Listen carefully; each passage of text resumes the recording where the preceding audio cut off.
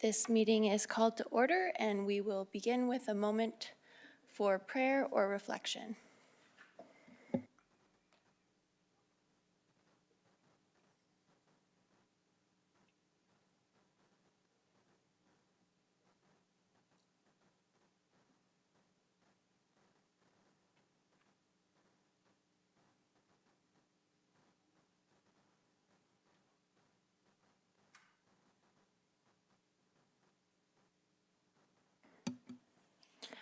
I'd now like to read the city's land acknowledgement.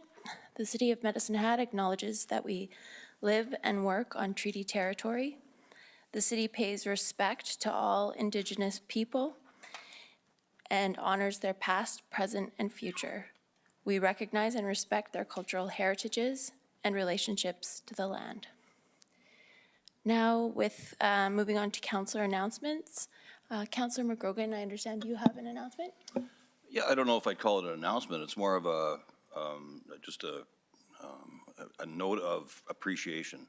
So as my role on council, I was invited to the Meals on Wheels program with the Unison Viner Center. And I just want to say that I went on the 24th and kind of spent the morning there with their program. And I have to tell you that it started out by working with Chef Rick and his staff and helping prepare the meals, and then from there, helping a lady deliver the meals. Oh, I didn't help, actually. I was probably in her way.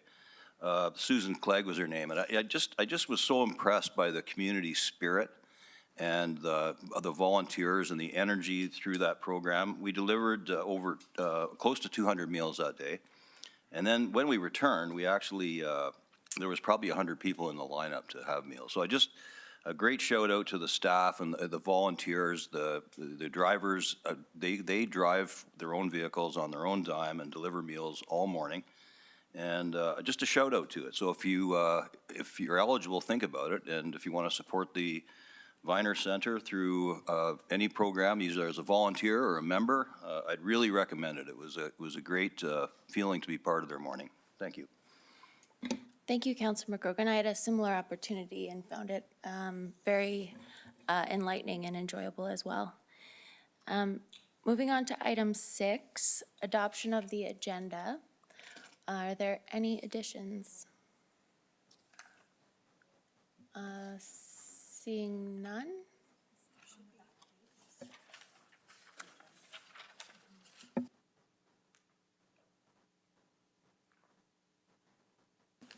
Councillor Dumanowski? Do you have an addition to the agenda? I do not, Your Worship. All right. I have an addition to the agenda of business development opportunity. Thank you.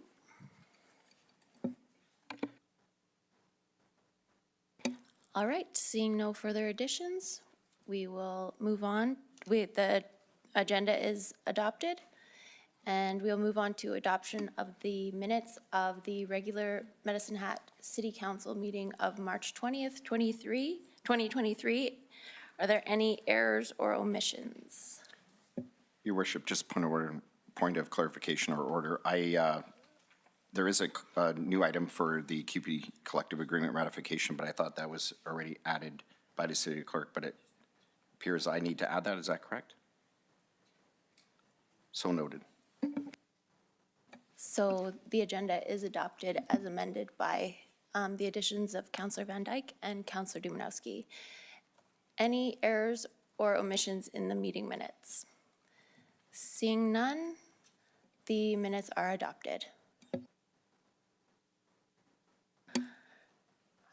We have several public hearings before us today. The first public hearing is at item 8.1, Bylaw 4724, to amend the land use bylaw to make improvements to definitions and development regulations. And we have a presentation from Robert Sissons, Manager, Planning and Development Services.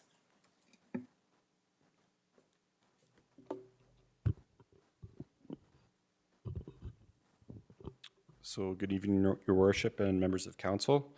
So my name is Robert Sissons. I'm the manager of planning, and I'll be presenting bylaw 4724 for council's consideration tonight. So here's just a quick summary of the presentation for this evening. I'll provide some context of our thought process around bylaw maintenance.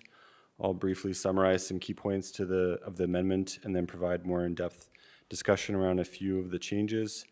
And lastly, I will review the implementation of this amendment and provide administration's recommendation. So what is a land use bylaw maintenance? Primarily, it is about addressing emerging issues that we encounter through inquiries and development applications. Areas we seek improvements on, including transparency and regulatory approval, clarity of interpretation, alignment with the Municipal Government Act, council strategic priorities, the municipal development plan, and then just more generally improving our day-to-day development processes. So these changes in combination with 3 previous similar amendments that we've had over the last year or so are incremental steps towards our new land use bylaw project titled 2023, so it'll likely arrive before council at the end of this year or early next year. So in terms of how we arrived here, the amendment started with continual internal review of our current land use bylaw. We document issues that we encounter. We follow updates to other legislation. The amendment is then circulated to our technical coordinating committee for review by various departments and to our city solicitor office. We also engage with various stakeholders from the development industry and subject matter experts and refine the amendment based on feedback received. So the bylaw amendment primarily addresses 3 of City Council strategic priorities. So 2.4, ensure that our policies, procedures, and bylaws are transparent, clear, purposeful, and necessary, and where applicable, align with those of the province of Alberta to facilitate efficient and cost-effective development. So this priority really speaks to the purpose of this bylaw amendment.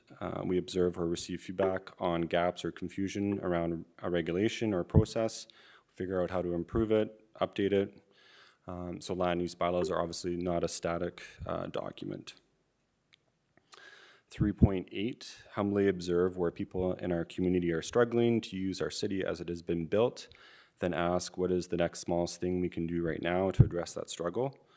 So there are a few components in this bylaw amendment that address various struggles, but one that kind of stands out was when we heard one of our advisory committee members and our community inclusion coordinators speak at our development industry meeting about some common areas of frustration for people with mobility challenges that they were encountering within our community. So this was something within the scope of practice to fix it right now and not wait until our major update in about a year's time. And then 6.8, maximize infill and brownfield development and revitalization of existing areas, including by implementing a brownfield redevelopment strategy. So within this priority, our goal with this bylaw amendment was to remove some of the hurdles and constraints that we were encountering with development proposals. So our development patterns and built form have changed substantially in the last 5 years. And it was an interesting fact I was able to pull. So in 2021, we actually crossed the threshold where there are now more multi-family units in Medicine Hat than single-family dwellings. And this trend is going to accelerate substantially in the coming years, and we see it on a day-to-day basis in the applications we receive. We need our land use bylaw to be able to respond to this type of development, which is typically infill and redevelopment of existing areas.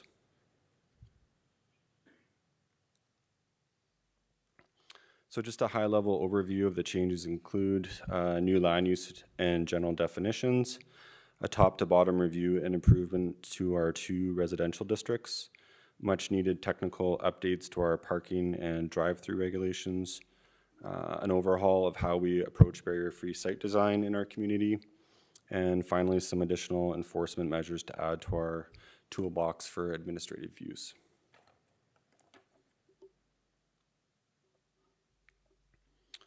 So we have our new purpose statements that better reflect our intent of both the low and medium density districts. To align with building codes and move towards a better permitting process, we've adjusted some of these definitions and moved around some of the permitted and discretionary uses for residential areas. We've also made some fine tuning to regulations like building height, setbacks, et cetera, to reflect some of the applications that we do see on a day-to-day basis. And finally, we relocated the section that deals with suites, so that's secondary suites or backyard suites. We moved it into a general section as it applies to other districts aside from residential low density. So many of the parking and drive-through design requirements have been updated to match more modern vehicles that are generally larger from when a lot of the regulations were initially drafted many, many years ago. So this will make our parking areas a lot more functional. And I use the example of Costco here, as their parking stalls are basically what the new standard would be. So overall, in a larger parking area, you would see a slight reduction in the number of stalls, but they would be better to accommodate vehicles. We also recognize that our current parking minimums could be considered what I would call more of a blunt tool when we evaluate a site, and based on arbitrary standards, often pulled from other communities or United States, that type of thing. So using a more comprehensive review of the site and a context-sensitive approach will help us to better align parking requirements for development with developer aspirations and the real-world needs. So this will facilitate development within our community and reduce costs for businesses. And we've already seen through some of our engagement several interested parties that have been very receptive to this approach. In working with our community inclusion coordinator and hearing feedback from our advisory committee on disability issues, we've flagged some struggles that some of our residents are facing. So we've adjusted the design of barrier-free parking stalls and barrier-free paths of travel away from the default minimums within the Alberta Building Code to one that follows best practice. So promoting this universal and accessible design elements and in future development will assist many within our community with their mobility challenges. And the last key area of the amendment deals with some improvements to our enforcement, inspections and offenses section of the bylaw. So consistent with other city bylaws and land use bylaws from other municipalities, we are adding the option of specified penalties for infractions. So this provides another tool in our toolbox for dealing with serious non-compliance issues that do arise. As is practice, we always try and reasonably work with people through many other measures before we would need to escalate that.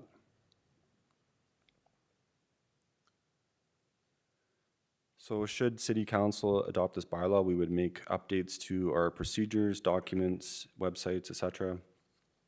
We will also provide ongoing monitoring of the performance of the amendment and would submit adjustments as required for Council's consideration.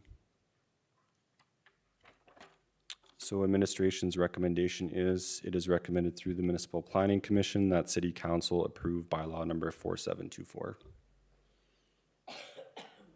Okay, thank you. I have a couple of speakers on the list. These, at this point, are just clarifying questions before we open the public hearing. Councillor Knodel? Thanks, Mayor Clark, and thanks for that clarification, because this is an area that I often make my own opinions known by accident. So I just want to ask a question, not so much, it's a tangential question, I suppose. Can you tell me what kind of zoning a building that is multifamily that has a storefront at the bottom would need to have in order to function and exist? We'll just start there. Yeah, so through your worship, there's basically 3 land use districts that would generally fit that bill. So mixed use district, mixed use downtown district, and our high density mixed use district. Okay, thank you. Can I ask a quick follow-up? I guess it's not a question, so I'll leave it at that. Yeah, thank you. Councillor Van Dyke? Yes, thank you very much. I had a question around the drive-through section. And I'm sorry, I'm looking at a previous agenda because that's where I had made my notes, but it's in subsection 5.5.3. And I just wondered what the changes are from the previous bylaw, and if these changes being made, if you think that they'll improve or solve a problem with queuing. Okay. So through your worship, so generally with what we've seen in the last, on most new drive-through applications are multiple order boards. So like an older style would have been a single drive-through, and you would have had a larger single queuing lane. Whereas this now accounts for that, where if you have, it's basically the number of queuing spaces are per order board. So if you have 2 order boards, the minimum would be 10 if you're a restaurant. If you have 1, it would be 5. And I'll just note that drive-throughs are always discretionary. So we do have that ability, depending on the context of the site or known issues in the community where there's typically higher traffic at certain ones, that we can implement a larger number if needed. One of the other key changes too is that the drive-through queuing lanes don't block motor vehicle access or on-site vehicle maneuvering, because we've had issues with on some sites that it does block that. Sorry, just a follow-up question, if I may. Thank you. Do you guys go out and look at the site and evaluate that, or is there best practice that you follow, or how do you determine if it needs more than what is in the current bylaw? So through your worship, we have multiple avenues, I guess, of gathering information. So they provide site plans. In some cases, depending on the location, they might provide a traffic impact assessment. So it's an engineering study that looks at the traffic of the surrounding roadways and if it's going to interfere with the site. We do site visits as well, and then just based on local knowledge and best practices, yeah. Councillor McGrogan.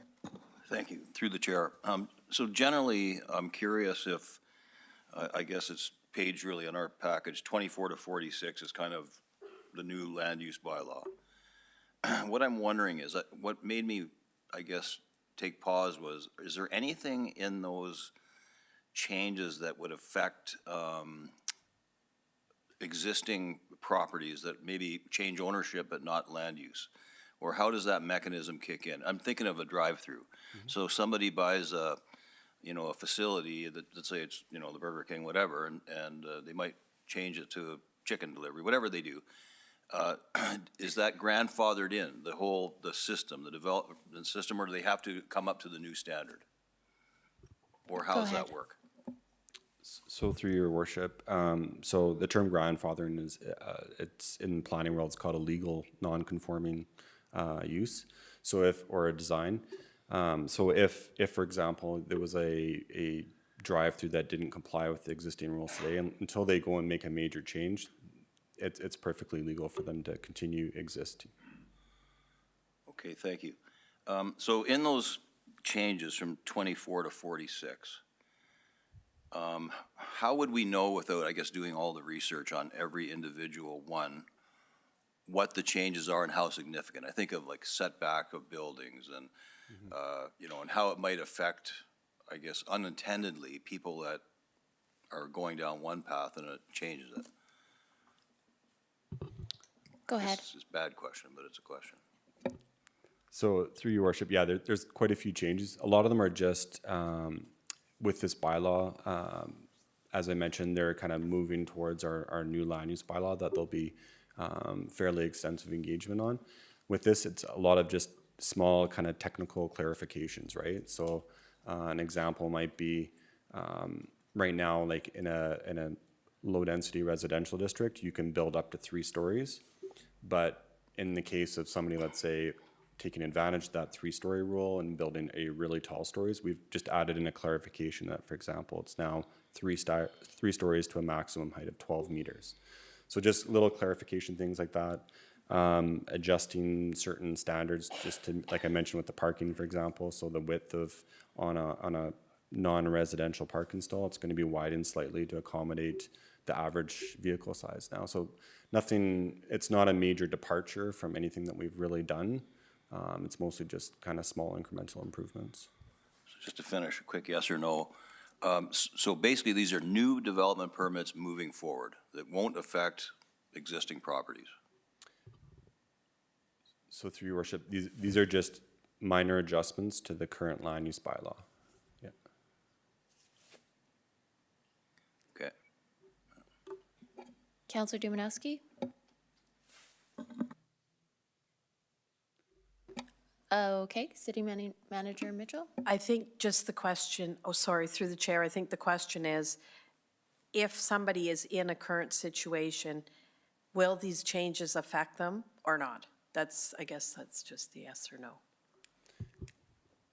So through your worship, no, in the fact that they would be illegal, non-conforming, or grandfathered until at such time that there's a substantial change to the development on site. Thank you. And then they would be required to comply with the new rules. Counselor Dumanowski?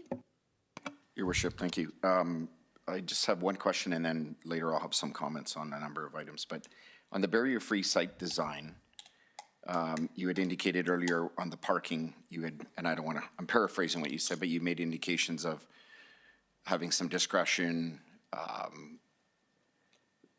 around the number of parking sites. Past practice often had been to look at other communities or other similar bylaws, which to me is best practice when you do that comparison. And yet, on that slide, you're talking about transitioning from minimum building code requirements to best practice. So help me understand the difference, please.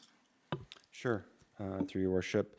So right now, a barrier-free parking stall is basically as per the Alberta Building Code is essentially written that in the absence of us specifying it within our land use bylaw, it defaults to the Alberta Building Code standard. So the Alberta Building Code standard right now is only 2.4 meters wide for the barrier-free stall, and then a 2.4 meter aisle. So we've heard pretty loud and clear from a lot of our committees that is much too small for a lot of the barrier-free vehicles, especially when you have other vehicles kind of encroaching up on the line. So we're basically widening the stall, making sure it's a much, so like a 3 meter width and a 6 meter depth to just allow them to have adequate space, because typically those vehicles are going to have, with the lifts and stuff, are generally larger vehicles. Just very quickly supplementary. So thank you for clarifying. I was thinking more the minimum number of stalls for a site development, but you're referring strictly to the dimensions, correct? So through your worship, I was referring to the dimensions, but with the number of required accessible stalls, it's the same thing. So the building code has kind of a table that specifies based generally on how many other parking stalls you have on site. Whereas with our rules now that we can actually say, okay, we know, like for example, if it's a healthcare office and we know there's going to be a lot of vehicles that are going to need that barrier-free parking, that we can actually require more than what would have been normal under the building code. We would use the building code as a guide and other communities as a guide, though. Your worship, may I ask one more thing? You triggered my memory. So when it comes to, thank you for that. When it comes to parking stalls, and again, the discretion, and I think that probably bodes well for everybody.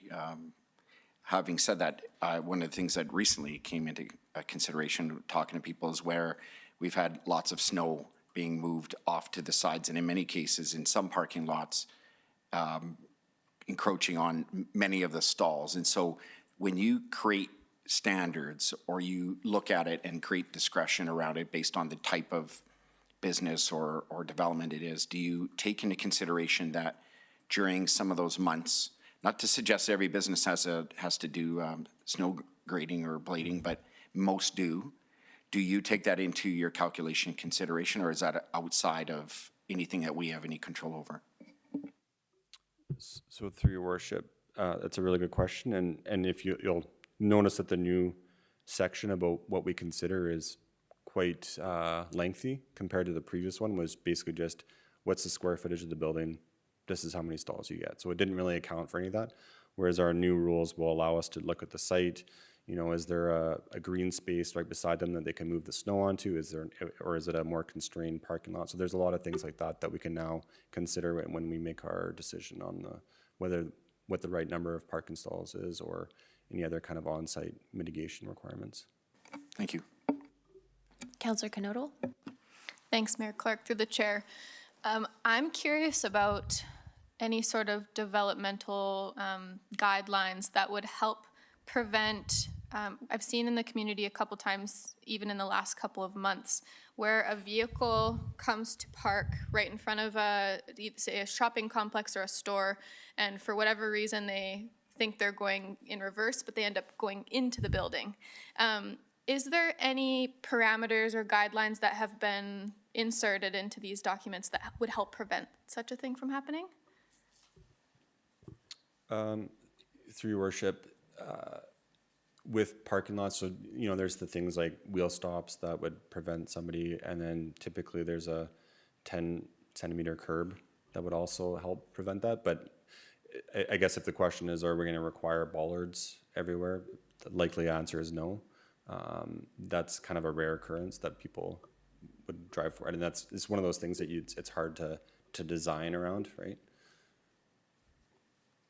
All right, seeing no further speakers, City Clerk, were there any submissions, written submissions received in relation to this hearing?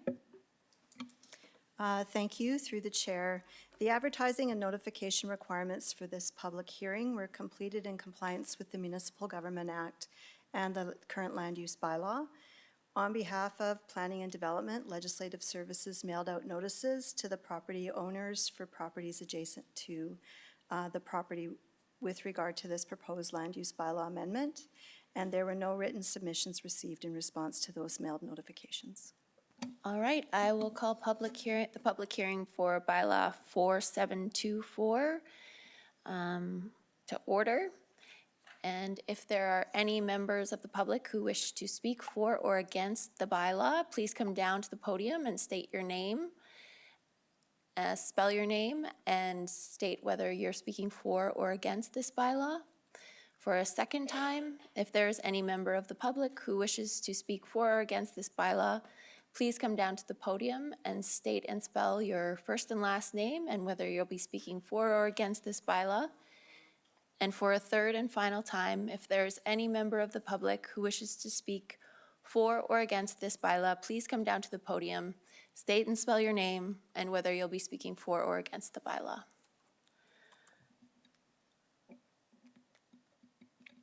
Seeing none, I will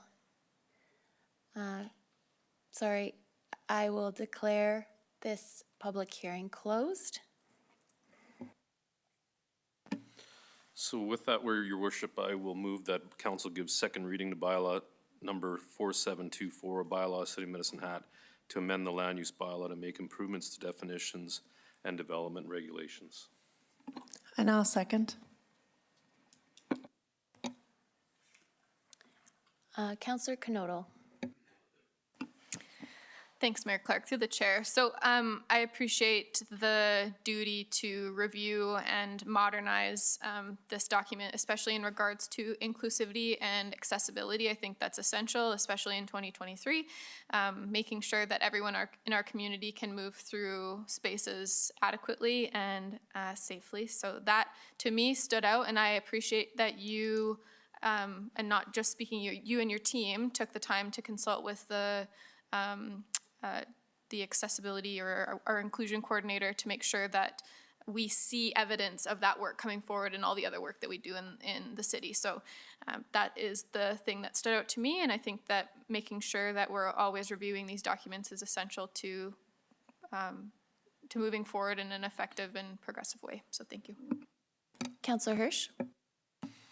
Well, your worship, speaking in favor of this, I'm happy in the fact, and you know, obviously this is a working, breathing document that will never grow dust. I imagine there'll be other iterations as we move forward in the years to come that we should always be looking at. But I appreciate the fact that we're, you know, closing some loopholes. We've increased mobility standards in terms of recognizing those people with challenges in terms of their mobility. I just wanted to kind of give, I'm not sure who wrote the context-sensitive approach. Love that wordsmithing, but in my world, pretty simple guy, I call that common sense. So the fact that we're trying to derive that in our planning I applaud the effort. You know, I think about, and I've been around when you mentioned Costco as kind of a bit of a divider, or I guess a bar in terms of parking, and we know there's, you know, some ample room there. And then I just think about other developments that we've approved over the years, including the South Center shopping area, where we all know with our vehicles it's always tight, et cetera. And I always marvel on the fact that we were pretty tight on parking, but then I look throughout the parking lot, and as you go farther away from the buildings, there's ample parking. So the fact that we're changing from, if your building is this amount of square footage, ergo you need this many stalls, I think is exceptional. So I think we need to kind of go back to the context-sensitive approach and look at it from the perspective, does this make sense for our community? So, but my question, I guess, is, the origination of these ideas and policies, was it kind of brought from best practice? Was it made a medicine hat consideration? We know our climate sometimes is a bit less snowy, if you will, but still we talk about snow removal, et cetera. So help me understand kind of where some of these considerations came from. Manager Sissons? So through your worship, various sources. So when we look at development applications, that's you're really diving into the specifics and details of those types of things. We hear feedback from our development community. We do keep, we have our staff going to conferences and doing online learning sessions and that kind of stuff. So we are kind of informed on what's happening. Specific to parking, there was a study that the City of Calgary did a little while ago that examined every vehicle on the roadway and how they've changed, and all those little tiny details that most people aren't too keen on reading about. But you get that information from various sources, and we kind of try and work that into our bylaws as we can. So, Councillor Sharps? Not really a question, more an observation, maybe a request to the city manager. When I was reading the package over the weekend, I actually had to get both laptops up to read the old bylaw and the new bylaw to figure out, just, in case I want to do a renovation. And I'm thinking if, how many people are going to do that other than the people that have to read these packages? Maybe something we could consider when we're doing these bylaw changes for citizens that are going into the website. Maybe there's a one-page document. Instead of having to read all 24 pages and lose the will to live, maybe we could just have one page that says, here are the changes from now to, from past to now. City Manager Mitchell? Thank you, through the chair. I do agree, and we are going to talk about that at our senior leadership meeting, to have red lines through bylaws, unless the bylaw is a completely new bylaw. But if it's something like this, to have just a one page on the front, here are the overall changes, so it makes it easier for council and the public to understand. I appreciate it. Thank you. Councillor Dumanowski? Your worship, just some, I guess, comments for whatever it's worth. I do, like others have indicated, appreciate that this is a living, dynamic document.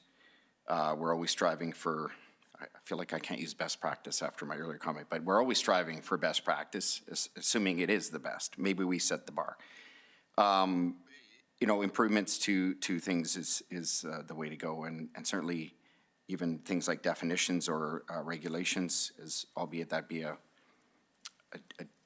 stranger kind of topic when it comes to amendments of a land use bylaw. They are critical because people, I would say more so today, interpret those rules and those regulations and those definitions, and they want to ensure that they are comprehensive or inclusive. Just again, to the barrier-free design comments, it makes sense all the way. When I think about parking, that in all the years I've been here, and the parking has come up in almost every land use review, whether it be an amendment or otherwise, it feels like the pendulum swings a little bit back and forth to setting minimums, minimum expectations to some of the vernacular today. Let's look at site-specific or have discretion, and that makes sense too. It really does. But I feel, I can't help but feel that at times when we use that kind of language, it means we open ourselves up to the potential of being pressured into relaxing certain standards to that might have otherwise been higher. You're also right that, and I'm glad you said it, that a lot of your feedback has come from the citizens at large or the development community. Those are important factors to consider when looking at these. I recognize when people go to develop, they are looking to minimize costs, maximize opportunity, and again, we know what that usually leads to. And if you add the words relaxation or discretion, there's pressure. And we know that development, we hear about competition between this community and a neighboring community or another city, mid-sized city, and who wants the business, and all of a sudden it creeps into some of this as well. So I'm not saying all this to suggest that the pendulum is swinging in the wrong direction. I think it's I guess the confidence I have in knowing that you guys know your business and you know what is the new best practice, and it reflects that, gives me confidence. Drive-throughs is a big one. We can all attest, all of us, everyone here can attest to certain drive-throughs. We could all name them, we won't, that you're almost afraid to drive into them. There are a couple in the north that feel like that for me, but that's why I bought a smaller vehicle. But in the end, we have to be taking those things under consideration, because we all, as I said, we can all attest to some of the ones that are very difficult to navigate or tight, or the turns are, and you always wonder, where was the engineering on this? Not picking on engineers, but how was this even engineered in a reasonable way? So again, all this to say, I think it's in the right direction, and I have the confidence in people like yourself who are in your department who are reflecting on the inputs, but also trying to pivot in the areas that need some amendments. My parting question might be, and I should have asked earlier, is the enforcement and penalties. Let's end on that. You're saying the statement there suggests to me that it's been very difficult, maybe I'll use the words impossible, to go back and do any kind of enforcement where there is a will and a desire for somebody to neglect the standard or to hold up to a certain standard post-development. You are indicating here that you will now have the ability to deal with fines outside of going to court appearances. So can you just speak to that a bit? So through your worship, so essentially the current situation we have right now is that, if there's a violation, and there's varying degrees of severity of violations that we would see, but we have kind of a really soft enforcement, like a phone call, an email, writing a letter, up to a stop order, which is a legal document that kind of compels somebody to do something, whether it's stopping work on a development or stopping a particular land use. The next step after that is a mandatory court appearance, where it can lead to some very, depending on how the judge is feeling that day, it can lead to some pretty serious consequences. So what we're suggesting, and it's pretty much common within every one of our bylaws and other municipalities that have land use bylaws, that it have a specified penalty, so that we can have that more of a middle ground before it goes to that step, that final step, if you will. Appreciate that explanation. Thank you. Councillor McGrogan. Yeah, thank you. I couldn't help myself about the enforcement piece as well, and I was curious, and I think most of it's been answered. But I'm curious what the kind of genesis was to go to specify. I think you answered some of it, and is there an enhanced plan to enforce, I guess, and then how would that look? Manager Sissons. So through your worship, we always try and start at the beginning, just conversations with applicants, and then kind of progress our way up from there. It's just adding one more intermediary step in that process. Very rarely, I've been here over 11 years now, and very rarely you'll see something go to a court appearance. So it's very unlikely that we would see many of these tickets issued. Usually but just the kind of discussion of that is enough to kind of get people moving along with whatever they need to do. Thank you. All right, seeing no further speakers, we'll vote on the motion for second reading.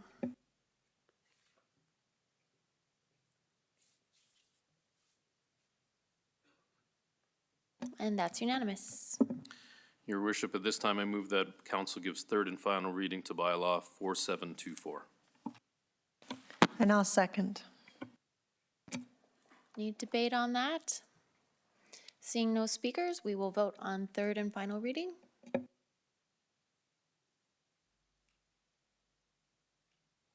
That's unanimous, and bylaw number 4724 is passed. Moving on to item 8.2, bylaw 4770, to amend the land use bylaw to rezone the subject property from regional commercial district to medium-density residential district. And to begin, we have an introduction from Manager Sissons.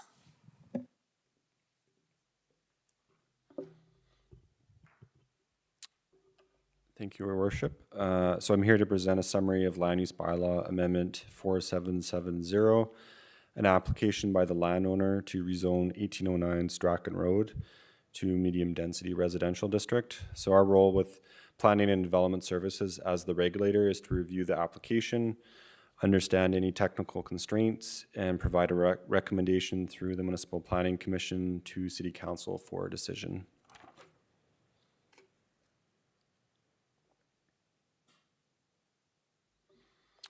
So I'll just share a brief overview of the presentation. I'll discuss some of the bylaw amendment details and the legal and policy context. I have some photos of the site and surrounding area. And finally, I will provide administration's recommendation. So the site is located in the Southlands neighborhood with Home Depot to the east, Co-op gas station and Boston Pizza to the north, residential subdivision to the south, and a stormwater management pond and retirement facility to the west. There's a trail system to the south and west that connects the neighborhood with others, parks and trail systems throughout the Southlands area. And site access is from Strachan Road through the sites to the north. So there is a subdivision that has been improved and will move the property line between 1809 and 751 Strachan Road slightly west to make a larger parcel for development. So the overall size of the area to be rezoned is 0.614 hectares, or about 1.5 acres. This is a map of the zoning for the surrounding area. So adjacent land use districts include regional commercial surrounding the site to the north and east, open space and low density residential to the south, open space and medium density residential to the west. So the land use bylaw amendment is for the rezoning of the subject site from regional commercial district to medium density residential district. The site was intended for future phases of the Southlands Phase 2 commercial development, but to date has not yet been developed. There's been interest in the site to be developed into medium density residential development. So under the current land use bylaw, residential uses are not allowed in the regional commercial district, which is the reason for this amendment by the applicant. The amendment was circulated to the Technical Coordinating Committee, and there were no concerns with rezoning part of the land. And any technical concerns would be addressed through the subdivision and development permit process once we know what the final development would look like. Next steps, should City Council approve the rezoning, is a development permit application. And as I mentioned, subdivision approval was granted on March 15th.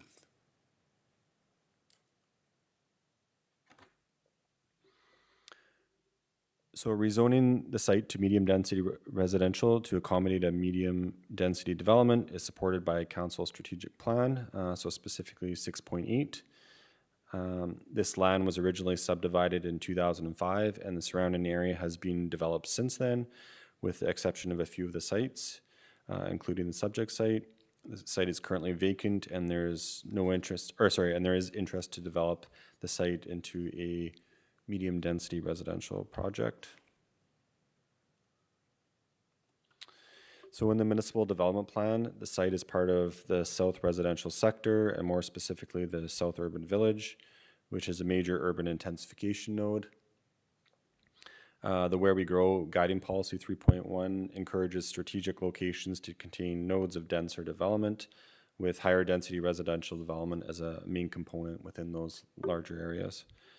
The surrounding area consists of many of these components of what makes up an urban village, so public spaces, commercial uses, mid-rise buildings, transit, recreational, cultural, entertainment facilities, etc.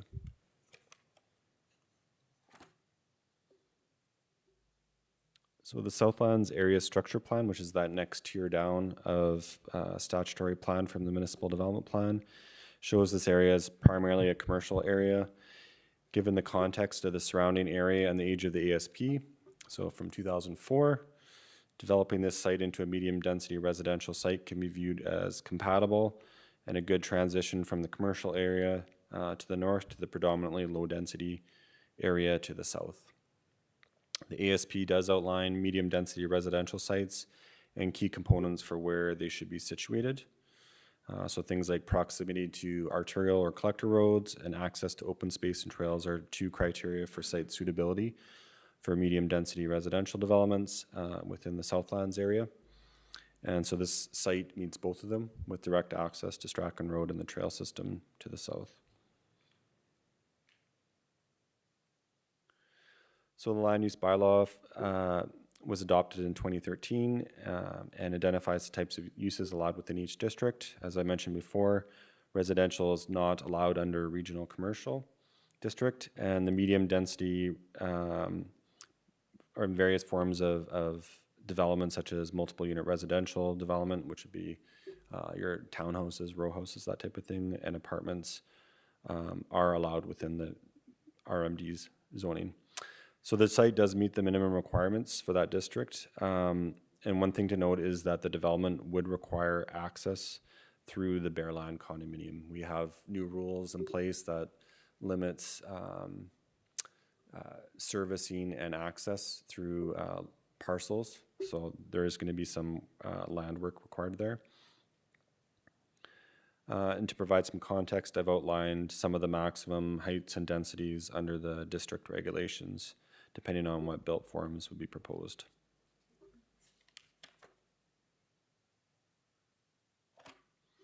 So here's an aerial overview of the site. The parcel on the right that is highlighted in white is the bulk of the site, with a small portion of the parcel on the left. Here's a oblique image looking to the west. So to just orient yourself, Home Depot is in the bottom corner there. And this is an oblique image looking east, so the opposite direction. So the edge of the site would be roughly at the bottom edge of those where the shipping containers are. This is looking north from the linear trail towards the co-op building. So the edge of the parcel would be where those bollard and chains are, roughly. Looking east from the adjacent lot across the site towards Home Depot. And looking south from the co-op across the site towards the linear park and residential area.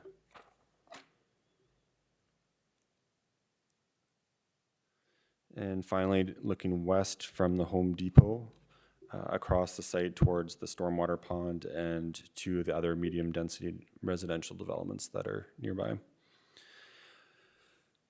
So before I conclude with administration recommendation, I'll just read a quote which helps to explain the lens with which PDS would review these types of applications. So no neighborhood should experience extreme change, but no neighborhood should also be exempt from change. So this is a good way to evaluate the net impact of a proposal. So with just a quick summary of some of the facts and information that I talked about earlier, it's already zoned regional commercial, so it could be developed tomorrow as of right as a broad range of commercial land uses. So that would include hotels, fast food, gas stations, car washes, drive-throughs, large format retailers like Home Depot. Setbacks are typically less than RMD in regional commercial, and height is limited to can go up to 6 stories. And the site is fully serviced and can technically handle any change proposed. So the question is then, are the townhouses or apartments that extreme change from what's already in place today? So administration's recommendation is that it is recommended through the Municipal Planning Commission that City Council approve bylaw number 4770 to rezone 1809 Strachan Road southeast and a portion of Unit 4, 1751 Strachan Road southeast to medium-density residential district. I have a question to start off. Can you go back to the slide where you list the heights? So the building height for, I'm just looking at the land use bylaw, is maximum for apartments is 18 meters. So you have 20 there. I'm misunderstanding how height is calculated maybe? So, through your worship, so that's pending. So if the bylaw we just discussed, right? So that bumps up the height from 18 to 20 meters. Thank you. And then the regional commercial is 6 stories. So what would that be in meters? So with residential, typically a floor height is a lot less than a commercial. Like a commercial story can be quite a bit higher. So 6 stories could easily be up into that kind of 24-ish meter range. Thank you. We did have a proposal for the residential site that's under development. It was approved to have a much, I think it was almost close to, like it was in the low 20s when it was approved, so. Thank you. Councillor Van Dyke? Yes, thank you. Through the chair, I have a few questions. So even with this land use bylaw change, if someone wanted to develop it for commercial purposes, would they still be able to do that, or would it have to be changed back? So through your worship, so if council approves this rezoning, then it would be only the uses listed under the medium density residential district that would be allowed to be built.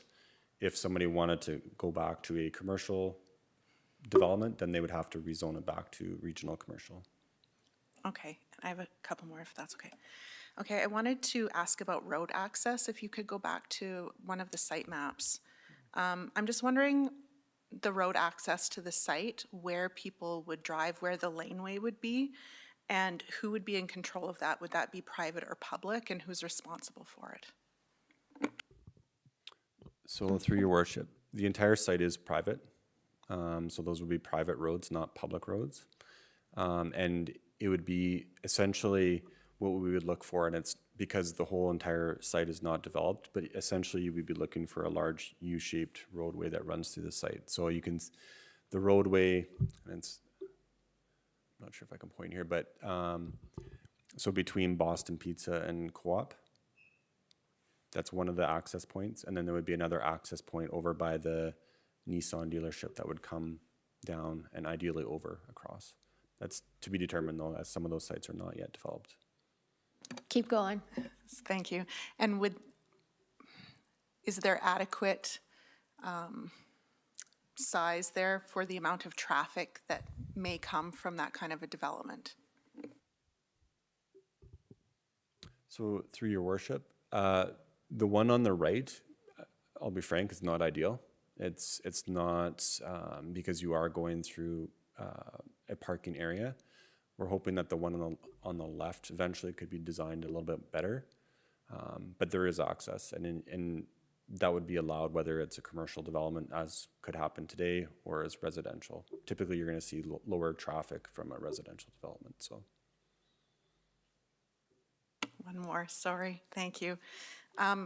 About emergency access, if there was fire trucks or ambulances needing to come into that space. I know that emergencies happen in commercial spaces as well, but I think if you have a lot of people living in a building, there's more likely to be those kinds of things happening.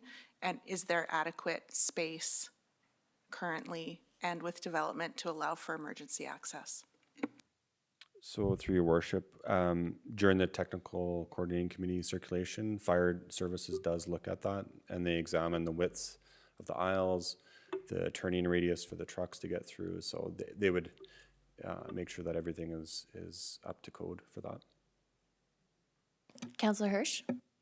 Well, Your Worship, I had asked earlier about, and when this was at MPC, about access points and got the answer.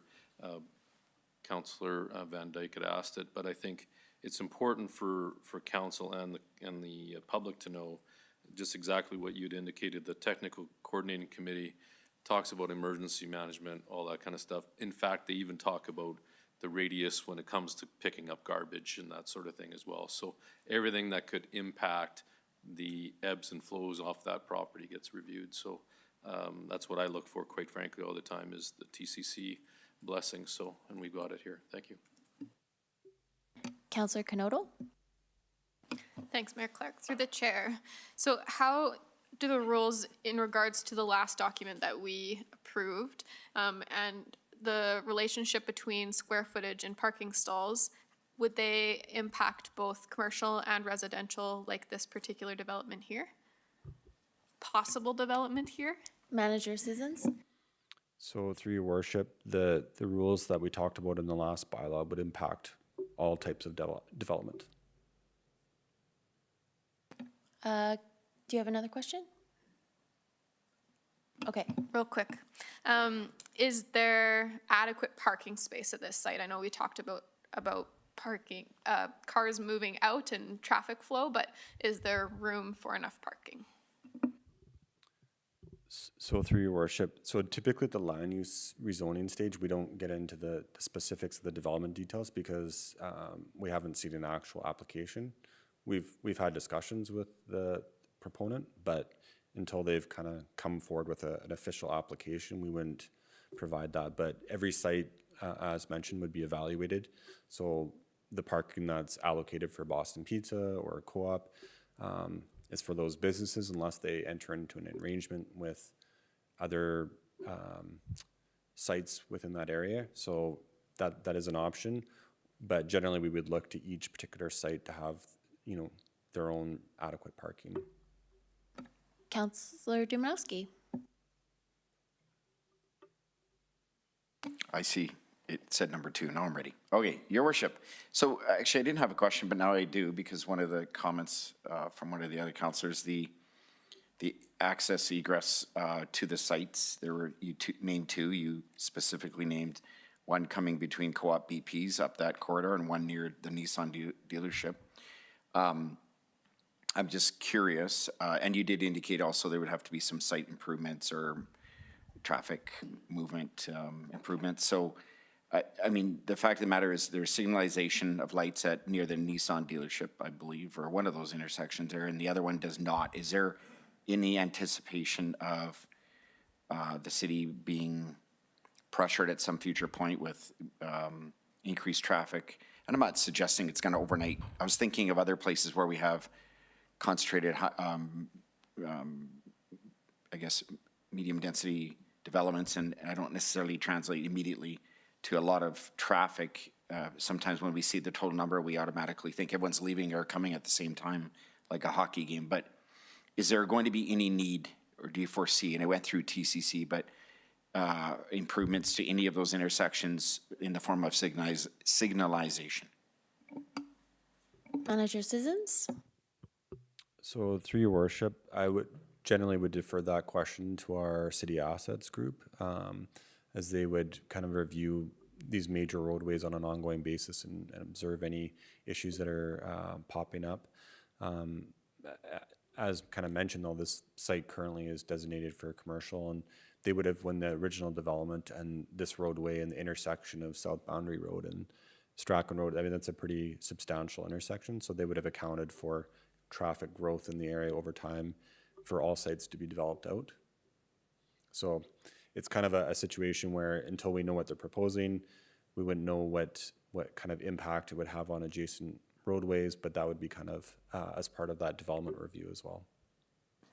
Just for what it's worth, I do note that access point right by there. I'd hate to pick on specific names, but I go there often enough because I work in the area. And I do note that getting in out of there, it seems like a very awkward, wide exit entry intersection. And I'm just imagining it being complicated by increased traffic, so hence my question. But as you indicated, it's been reviewed, and at this point, you're not anticipating that. So, because that comes obviously with a pretty significant price tag. And then you also have the issue of complaints of signalized intersections so close to each other and the impediments that invariably come with that. So I think it's an exciting development opportunity. Okay, so we are now seeing no further speakers. I will ask the city clerk, were there any written submissions received in relation to this public hearing? Thank you, Mayor Clark. The advertising and notification requirements for this public hearing were completed in compliance with the Municipal Government Act and the Land Use Bylaw. On behalf of Planning and Development, Legislative Services mailed out notices to the adjacent property owners for the properties adjacent to this property respecting the proposed Land Use Bylaw Amendment 4770. One property owner submitted a written response in opposition to the proposed bylaw, and a copy of this submission is in your agenda package. All right, thank you. I will now call the public hearing for bylaw number 4770 to order. If there are any members of the public who wish to speak for or against this bylaw, please come down to the podium, state your first and last name, spell it, and whether you're speaking for or against the bylaw. For a second time, if there's any member of the public who wishes to speak for or against this bylaw, please come down to the podium, state and spell your first and last name, and whether you're speaking for or against the bylaw. And for a third and final time, if there's any member of the public who wishes to speak for or against this bylaw, please come down to the podium and state and spell your first and last name and whether you'll be speaking for or against the bylaw. Go ahead. Hello again, Madam Mayor, members of council. I'm Caleb Orge, Kaleb Orge. And I believe the first time I spoke to council about a previous development plan, I expressed concern about whether or not it would be possible, say, to walk to a grocery store and access fresh food if one didn't own a car, and questions of transport. I'd like to ask similar clarifying questions at this time. What is the closest grocery store to this proposed development? And is there available public transit access? Because if it's where I think it is, it's actually really well situated for those who want to move to this city and don't own a car, or who are planning a car-free lifestyle, because it will be on a trail. It will have access to places where one can acquire food. And so all these questions about parking and zoning and whatnot, especially with the parking minimums potentially being changed, there's a potential possibly for the number of parking spots to be lowered for this particular lot, which is a development I'm very excited to see if I'm right about all of this. Please, by all means, if this is going to be, say, an experiment, let's see how it turns out. Thank you. I can't speak to transit, but I believe that there is a grocery store across the road. Do you have information on transit? Managing Director Stouth, perhaps? I don't have specific information on transit at this point in time, and we wouldn't comment on it either until there was a development permit. Thank you. Go ahead. I'd just like to make my question very specific, possibly going forward. Where will the closest bus stop be when this is built? I don't need the answer today. I'd like that included in further descriptions of development of residential properties, if you all please. Thank you. See Managing Director Stouth make a note of that. Next speaker. Thank you, Caleb. Hi, Mayor Clark, councillors. My name is Sharon Liskey, Sharon Liskey. I can't tell if you can hear me. Good. SHARONLIESKE. I just want to thank you for allowing us to speak with this. I'm going to be speaking against this motion. So when we decided to buy a house on Somerset Way, it was 14 years ago, and I was really excited that there was a big open field behind it. I grew up just north of Edmonton on a farm, and we had that outside of our window, a big open field. And so it was a real big selling feature to me to have that big open area. I knew that it was zoned for commercial, which also excited me because I love business, I love business development. And I've been living in the city for 23 years now, and I love Medicine Hat, and this is my home, and I'm excited to see it grow to its desire of 100,000 people plus, hopefully. So I feel it's really important to keep that commercial area open. When I was living in the city of Edmonton for the 5 years, when I was a young adult, there was many developing areas, and never once did I go to them and think, well, that's a weird thing to do. I wonder what they're thinking. It always was very logical. So I'm taking the perspective of thinking, what do people from outside of our city who come in and see Medicine Hat, who still think we're Lethbridge, but come into our city and understand who we are and that we actually know what we're doing and we have a good planning going forward. We see Boston Pizza out the back of our window all the time. We see teams of hockey teams, buses, loads of people. That place is packed all the time. A lot of outside people come to that restaurant. It's going to look very strange, in my opinion, to see a residential property in their backyard. Not to mention the people that are actually living in that residential property to say, here, come to my house. Just go through the Boston Pizza parking lot or the Co-op gas station and come to my front door. So I think those are all things to be considered when going forward with this. I just really think that it's an opportunity lost for the development of our commercial going forward. This is prime property, and I'm the first one that can't wait for it to get developed, get rid of all the gophers that are in there. There's so many of them, but it doesn't make sense to me for residential, and it's not even about the height of the building or anything for me. I'm great with a hotel. It makes more sense, like that's logical. So to me, I really appreciated Councillor Hirsch, I think, said you're just practical guy, that I'm practical farm girl, and it's weird to me. And I appreciate all the work that the planning and building department does in this city. I can't even imagine what a difficult job that is. But there are other spaces to be looked at, even as close as the property behind Hillcrest Church, which is right across the street from Masterpiece. There's ample room there for residential buildings. That's not blocking anyone. The last thing that I was thinking when I was up there, and this might not be anything, but it's just something to consider. If it's a multi-unit area, there's a handful of us that live behind Home Depot, and we fall asleep in winter or not fall asleep, we wake up in the middle of the night of winter to the sounds of graders with their beeping at 3 in the morning because they're plowing their parking lots. So many people that don't live close to commercial properties don't realize that that is a huge issue.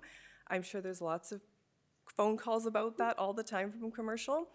So that's a massive area that I don't think they would have a clue that that's going to be a disruption, because those beeps are very loud and they wake you up. I fall asleep to them now, so it's all good. But I really appreciate your time and letting me talk, and I'm super nervous, so thank you. Thank you. You did great. Thank you for taking the time. Does anyone on council have questions for either of the speakers? Councillor Canoto? This button. See, now I'm nervous. I appreciate that. Thanks, Mayor Clark. My question is kind of related to a question I asked before about commercial with residential above. Would you see that as an option, as you might see in Calgary in a more commercial district where there's business and then living quarters above? Who is your question directed to? Ms. Liskey? Okay.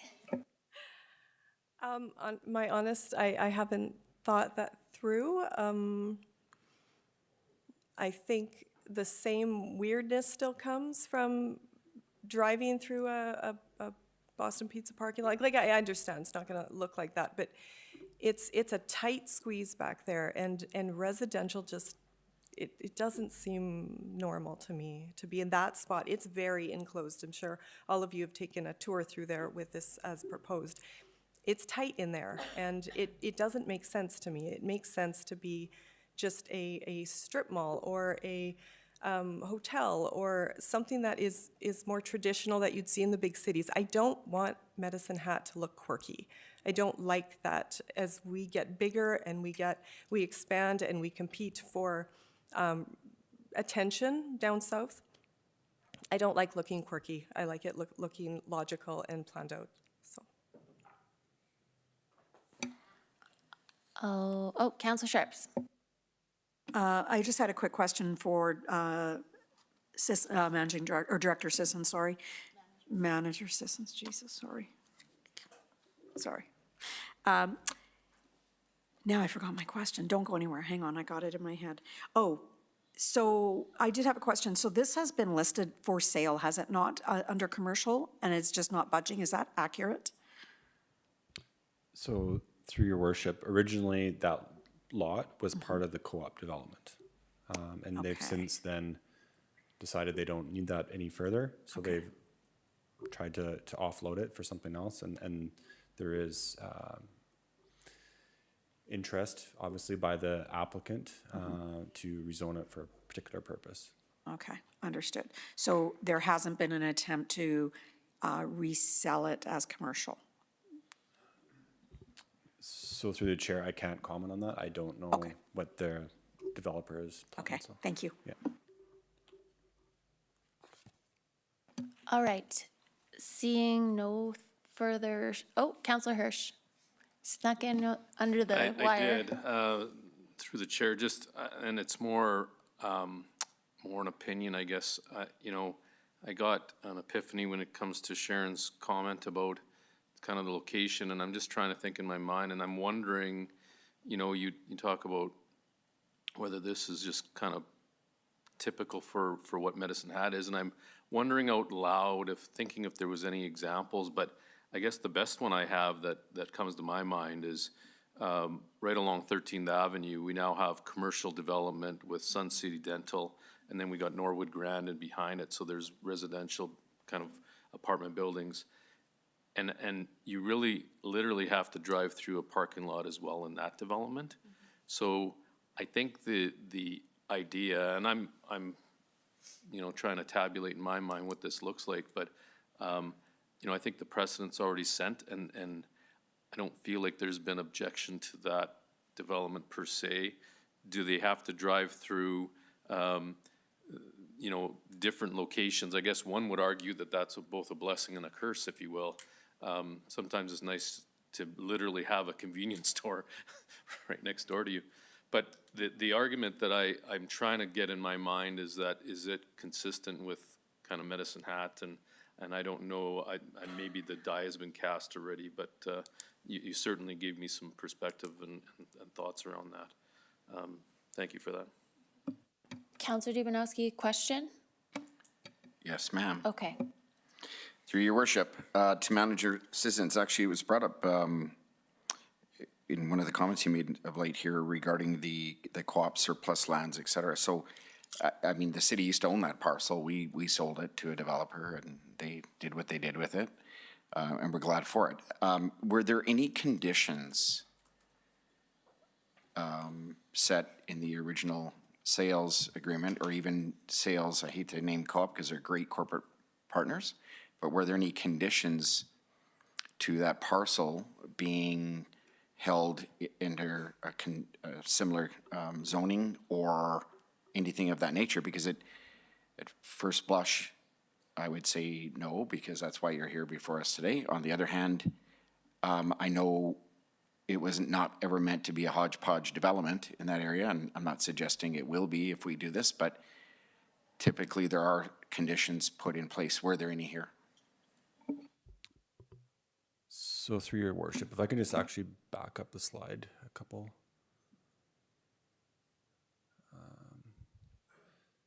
So if you look at this particular, and it kind of answers a little bit of both questions, this one and the previous one, but the site on the far left there, just north of the pond, that was rezoned to residential a few years ago as well. So similar context, it's in behind a commercial area. The first building is built, that's the lower building. There's gonna be something, I think, potentially like a lot bigger than the one that exists. In response to your question, I'm not aware of any conditions, but that would be likely under IMH or the land department that was in place at the time. Council is not, their ability to rezone land is not necessarily restricted by a land sales agreement either at all. Just a quick response, Your Go Worship. ahead, yes. I hear you, and I'm not suggesting I want to argue with that argument or with that statement. However, to the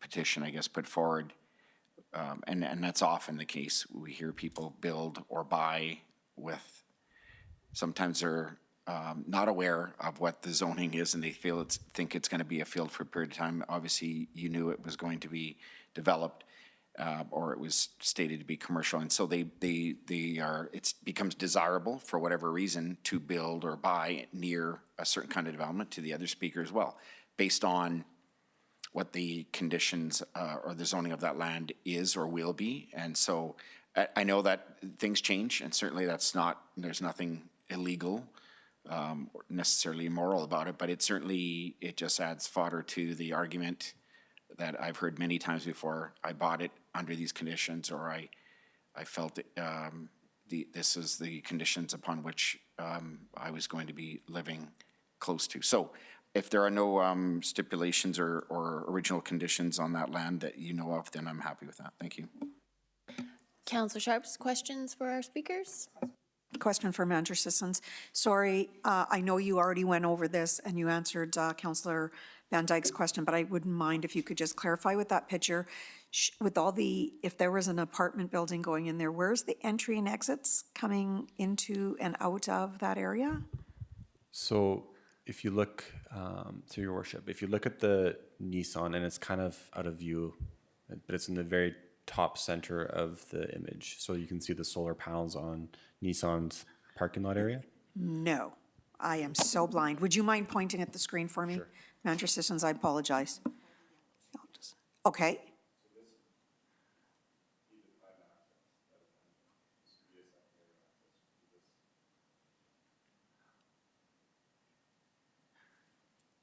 Okay, so there wouldn't be additional access to South Boundary Road?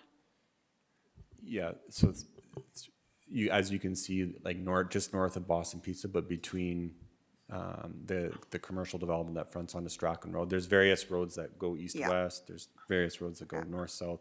So to get to the intersection, kind of in the first one coming, if you're traveling east, you could access the entire site from that intersection quite easily. Okay, thank you. Councillor Knodel. Thanks, Mayor Clark. Manager Sissons. Okay, I know this is such a struggle for all of us, I'm sorry. The apartment building that looks like an H, is that a seniors complex? Is that it's a seniors complex? Okay, so they, I guess in theory, would have to go through the parking lot to get to that location. So this wouldn't be the only multifamily dwelling in this particular zone. Okay, and when the area development plan in 2004, and I can't remember because you had it pulled up, was that also zoned as commercial and then rezoned to residential, or was that always planned so that, it lives in the orange area? So Nissan had to be rezoned? Yeah, so through Your Worship, yeah. The Nissan did not have to be rezoned. It was always allowed under regional commercial, but the orange parcel you can see on the left side was rezoned. Okay. Yeah. Okay, thank you very much. All right, seeing no further speakers, I will call this public hearing, or declare this public hearing closed.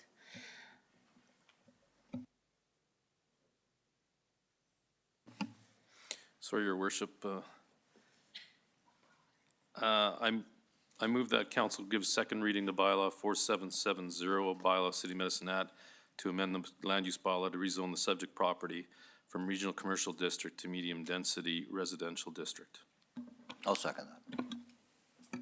All right, any debate? Councillor Van Dyke. Yes, thank you, through the chair. I guess, much like Ms. Liskey who came up, I have some concerns about this, the changing of zoning to this because of the noise factor and the parking and driving. And I'm a little concerned about residents in the area having assumptions about who's responsible for maintenance of roadways and traffic and those sorts of issues, because I know that we've heard from people in other areas of the city where it's a bit vague. They move into a property and they assume that a laneway is a street and that the city is responsible, and then when it's not maintained properly in the winter, or there's a lot of traffic or noise or litter, they're really unhappy about it. So yeah, I just have some concerns around that, and I guess I'm wondering about communication to potential residents. I think if it's built and then people are renting or purchasing whatever the property is, they'll know that there's going to be noise, but I'm just wondering if there's communications on the part, an expectation from the city to the developer that they will make sure that people living there understand whose responsibility it is for things of that nature. I suppose I would query how that's normally dealt with.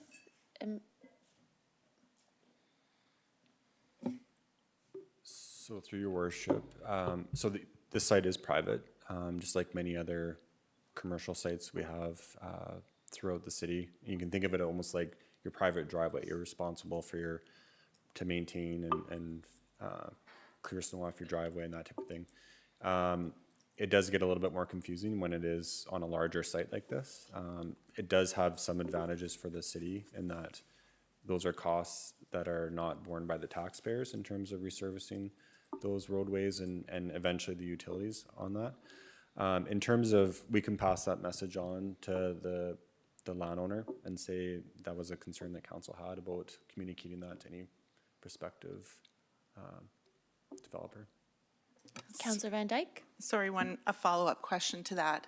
In the event that the developer is no longer in business in our community, who does the responsibility fall onto for maintenance of those laneways?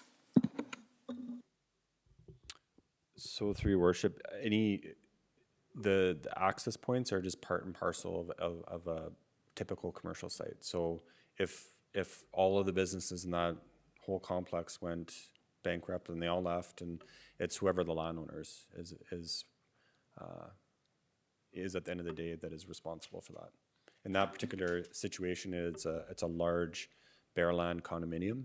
So each Nissan and all the other Boston Pizza, they're all owners in a larger corporation. Is the question more if it was a residential?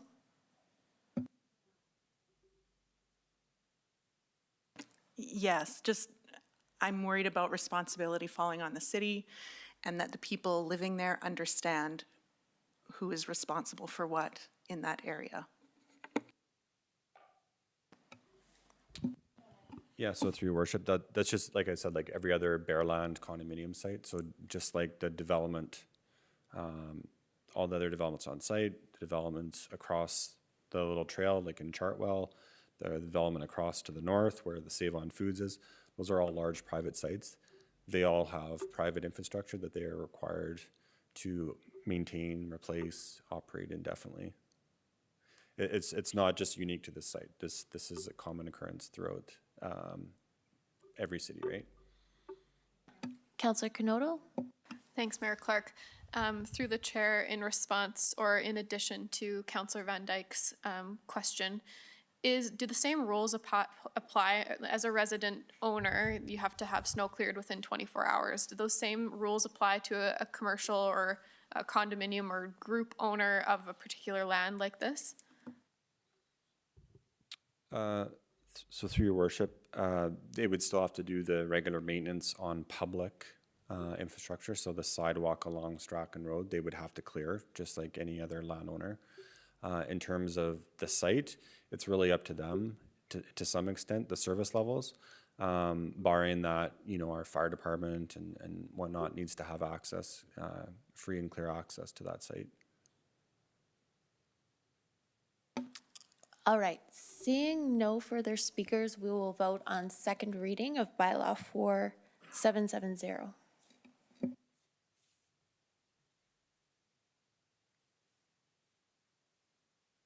And that's unanimous. Your worship, at this time, I move that council gives third and final reading to bylaw 4770. I'll second that. Any debate? Seeing none, we'll vote on third and final reading.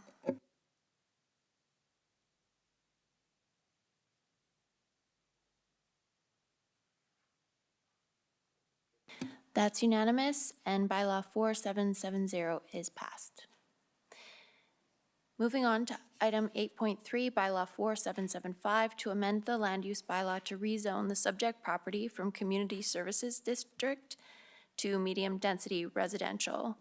Once again, we have Manager Sissons to provide an introduction. So thank you, Your Worship. So I'm here to present a summary of land use bylaw 4775, an application by the landowner to rezone 830A Balmoral to medium density residential district.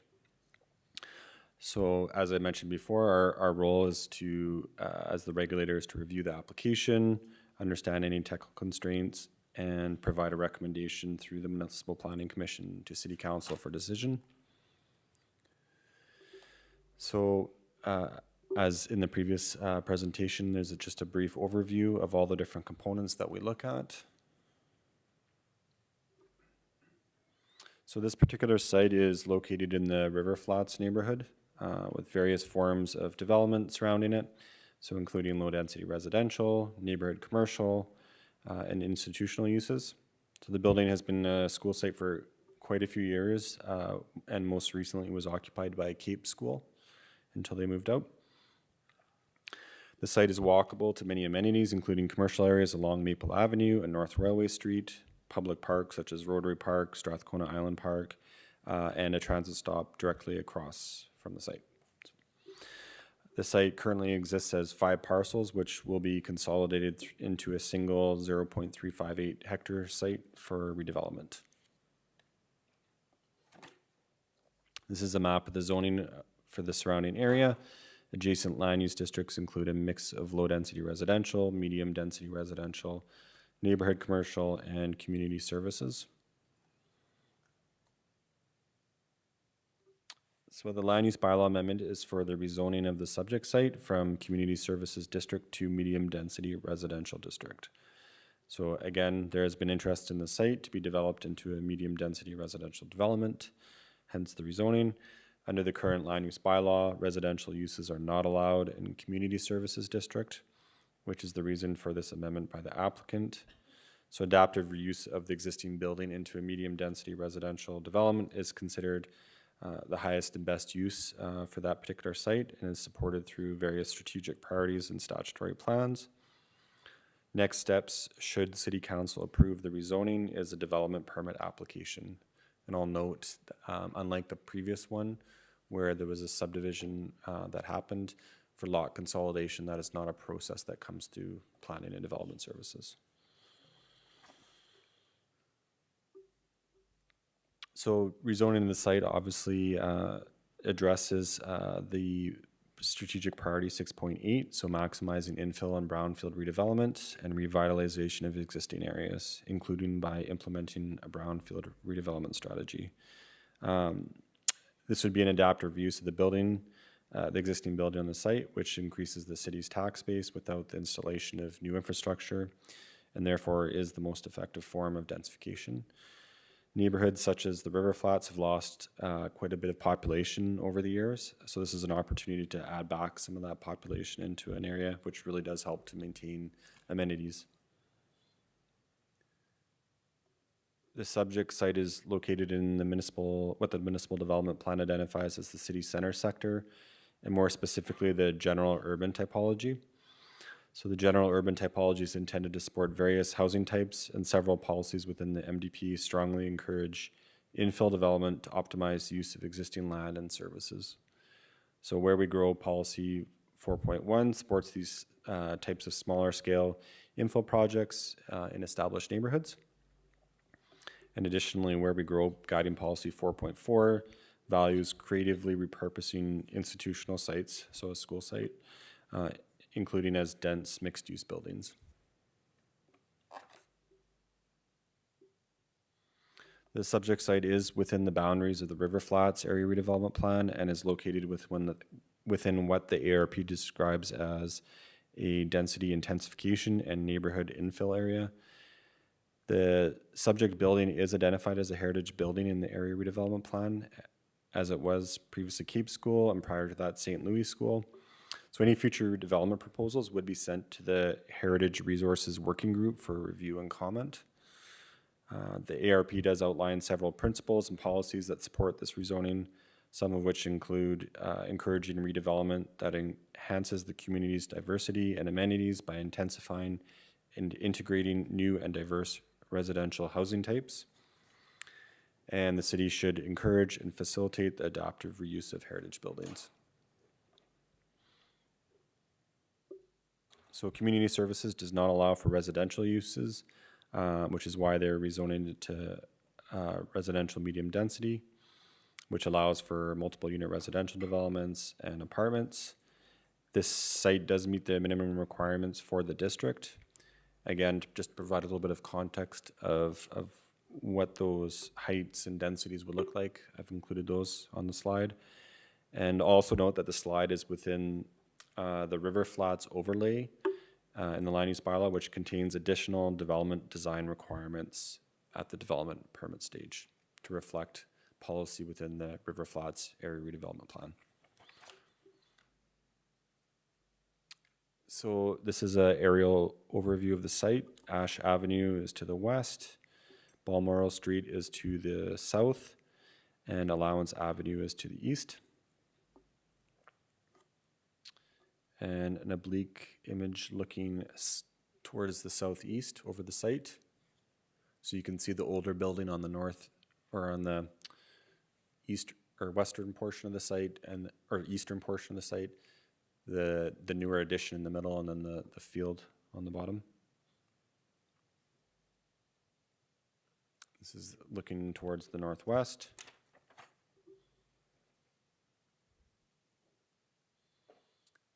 Looking southwest towards the former gym and parking area. This is looking down the rear lane from the northwest corner of the site, or sorry, northeast corner of the site. And this is looking towards the northwest across the former schoolyard. This is the front of the existing buildings from Balmoral Street. This is a better picture of the more historical component of the school's former school site. And this is the far eastern portion of the site along Allowance Avenue looking directly north. So I'm just using that same lens that we talked about before about how no neighborhood should experience that extreme change, but no neighborhood should also be exempt from change. The site does contain a historic but vacant building that is pretty substantial to the neighborhood and has been part of that fabric for many, many years. This would be an adaptive reuse of the site as opposed to it just remaining vacant or getting torn down, for example. It would add substantial tax assessment base and provide an uplift to a lot of the surrounding properties. And there's also a significant need for medium-density sites in our community, as there's quite a high demand for these types of units right now, but very, very limited supply. And also adding population to a location that already contains servicing and amenities will help that neighborhood. So with that, it is recommended through the Municipal Planning Commission that City Council approve bylaw number 4775 to rezone 830A Balmoral Street from Community Services District to Medium Density Residential District. All right, clarifying questions for Manager Sissons. Councillor Canoto? Thanks, Mayor Clark, through the chair to Manager Sissons. As you were speaking, I was curious about demolition and redevelopment of the space, and you've said adaptive reuse. In regards to the redevelopment of that particular building, could we see things like an addition being added to it, but preservation of the existing structure, or would it be solely the existing structure that would be redeveloped as is with the same floor plan and so on? So I'll just comment. So the structure is identified as a historic resource, but it's not a protected municipal resource. So it's not protected by a municipal bylaw. So that could be an option that it is, cleared and whatnot. But there's also that possibility that it is repurposed, and there is quite a bit of space on the site in terms of where the school field was and where the kind of more modern addition was. So there's definitely a lot of potential to increase the amount of floor space on the site. Thanks so much. Just curiosity, this would be medium density residential, so there would be height restrictions. Would the size of this property serve a taller building? Is it important that, are we doing it justice by using medium density residential, or is there desire and or need for larger buildings? So through your worship, yeah, we do have zoning that we could apply to this site. I think this is a pretty good fit, the zoning in terms of the site, and when you look at the surrounding context, and if I can just back the slides up to.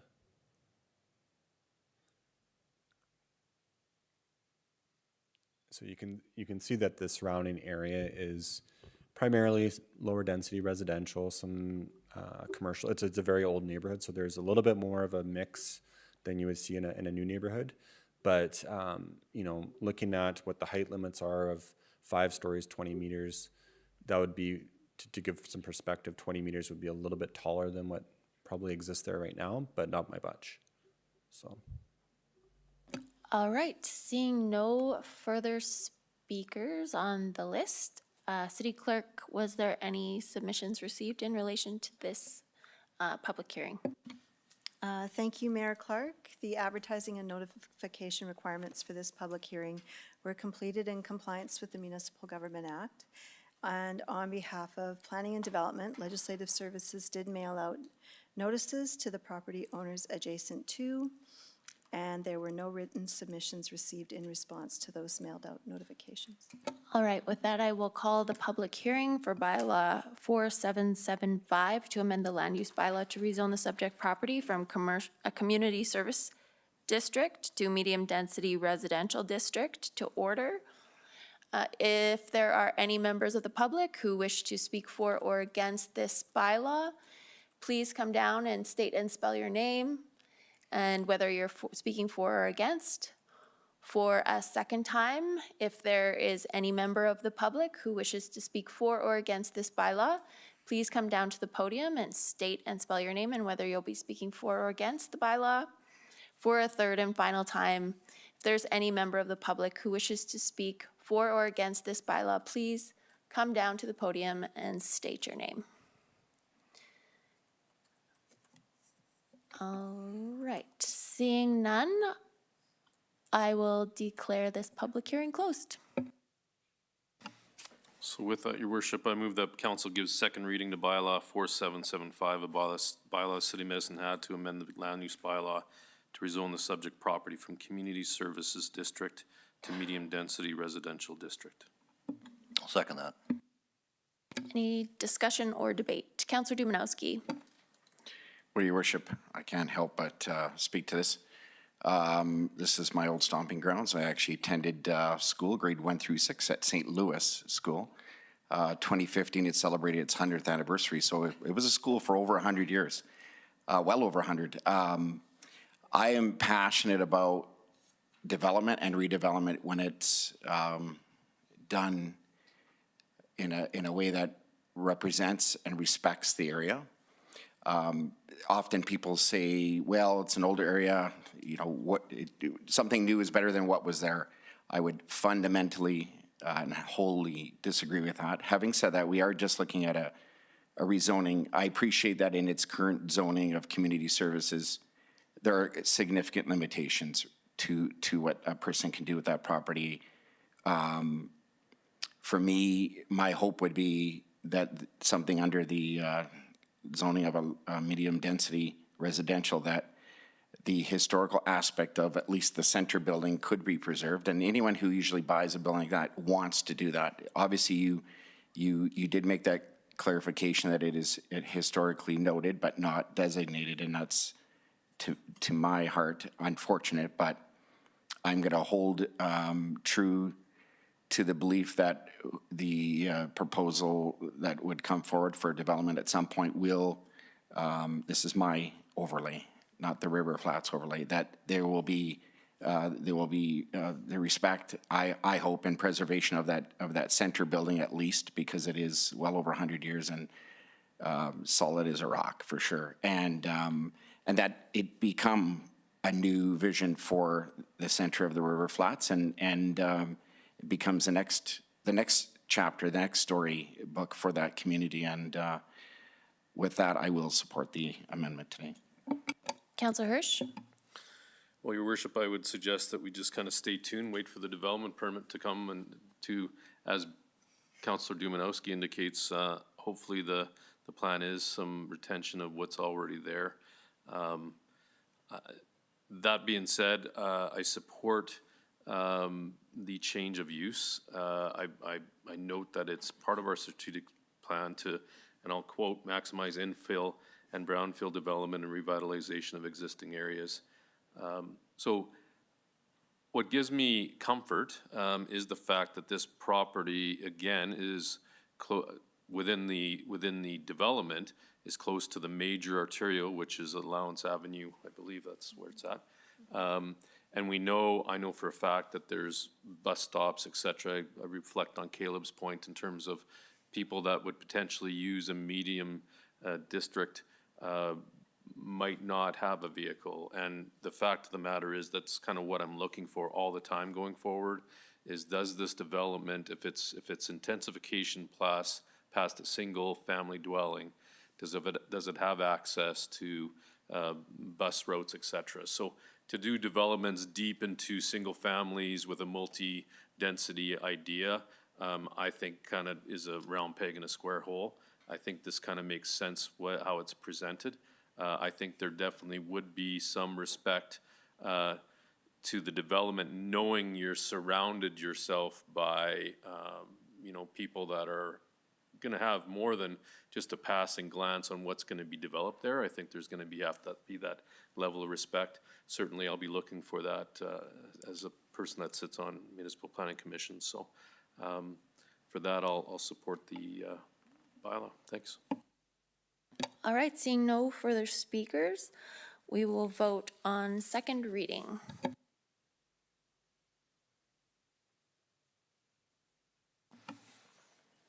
That's unanimous. So, Your Worship, at this time, I move that council gives the third and final reading to bylaw 4775. Second. Discussion or debate? Seeing no speakers, we will vote on third and final reading of bylaw 4775.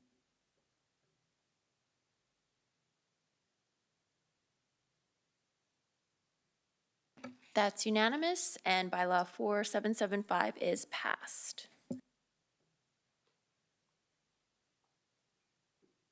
Moving on to item 8.4, bylaw 478, to close the land road west of Fifth Avenue Southeast as described. And we have an introduction by Managing Director Rochelle Pancoast. Thank you, Your Worship. As this is a relatively simple step, we don't have a specific presentation prepared, but I can share that this road closure bylaw is a intended step to help remove unnecessary title constraints from this property. Our subsequent step would be to look to consolidate these parcels. This is the property intended to be used for community housing. The road that is there, that is indicated in the L shape or the lying down L shape, it is not developed as a road, nor is it used as a road, so we do not foresee any public concerns arising from this road closure. Thank you. Are there any questions for Managing Director Pancoast? Clarifying questions. Councillor Knodel. Thanks, Mayor Clark. Managing Director Pancoast, in my agenda and my council package, I can't zoom in on this enough to see the details because the resolution is too low. Is it possible for us to get a higher resolution version of these in the future? Yes, through Your Worship to Councillor Knodel, we will endeavor to do that. I know the Land Office does require a particular surveyed version as this shows. However, we can include an additional attachment at for council's benefit to be able to show an additional picture. All right. So just as a question of curiosity on this, is this the land where the community garden is? Has there been any progress on relocating? Your Worship, the team is in discussions around that. It is an active topic. Thank you. All right, seeing no further speakers, I will call the public hearing on bylaw number 4781 to order. If there's anyone in the gallery who would, oh, sorry, I will ask City Clerk if we received any submissions. Thank you, Mayor Clark. Again, advertising and notification requirements for this public hearing were completed in compliance with the Municipal Government Act. And notifications were mailed out to adjacent property owners, to which no submissions have been received in response. All right, so if there's anyone in the gallery who would like to speak for or against this bylaw, please come down to the podium and state your name. For a second time, if there are any members of the public who wish to speak for or against this bylaw, please come down to the podium and state your name. And for a third and final time, if there are any members of the public who wish to speak for or against this bylaw, please come down to the podium and state your name. All right, seeing no speakers, I declare the public hearing on bylaw 4781 closed. Your Worship, at this time, I'd like to move that council gives second reading to bylaw 4781, bylaw of the City of Medicine Hat to close the roads west of Fifth Avenue Southeast as described. I'll second that. Any discussion or debate? Seeing none, we'll vote on the motion.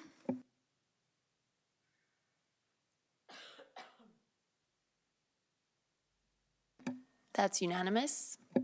So, Your Worship, at this time, I move that council gives third and final reading to bylaw 4781. Second. Any discussion? Seeing none, we'll vote on third and final reading of bylaw 4781. That's unanimous, and bylaw 4781 is passed. Now moving on to committee commission business arising. 9.1, Council Committee of the Whole. We just have the meeting minutes in there for information, I believe. Is that right? Yeah. 9.2, Energy and Infrastructure Committee. Councillor Van Dyke, do you have any meeting highlights you would like to share? I do, thank you. Through the chair, I know that there will be something coming up in a little bit, a decision from that meeting, but I just wanted to draw attention for the public's sake to 2 items that were discussed in that meeting, and that is the first one being pothole management. So unfortunately, we are having the perfect kind of weather to create potholes in the city. And I know that people are very unhappy about them, but they can appear literally, within a day or overnight because of weather, the thawing and freezing conditions that are happening. So I've just asked that the public, don't assume that someone else has called in a problem area. There's a phone number you can call, and there is also a way to make a complaint or a comment online, and also an email available online. So that's on the city website. So please make sure that you're notifying the city about those problem areas, because if they don't know about them, they're not going to be able to fix them. And I know that the crews are out working hard to remedy those areas.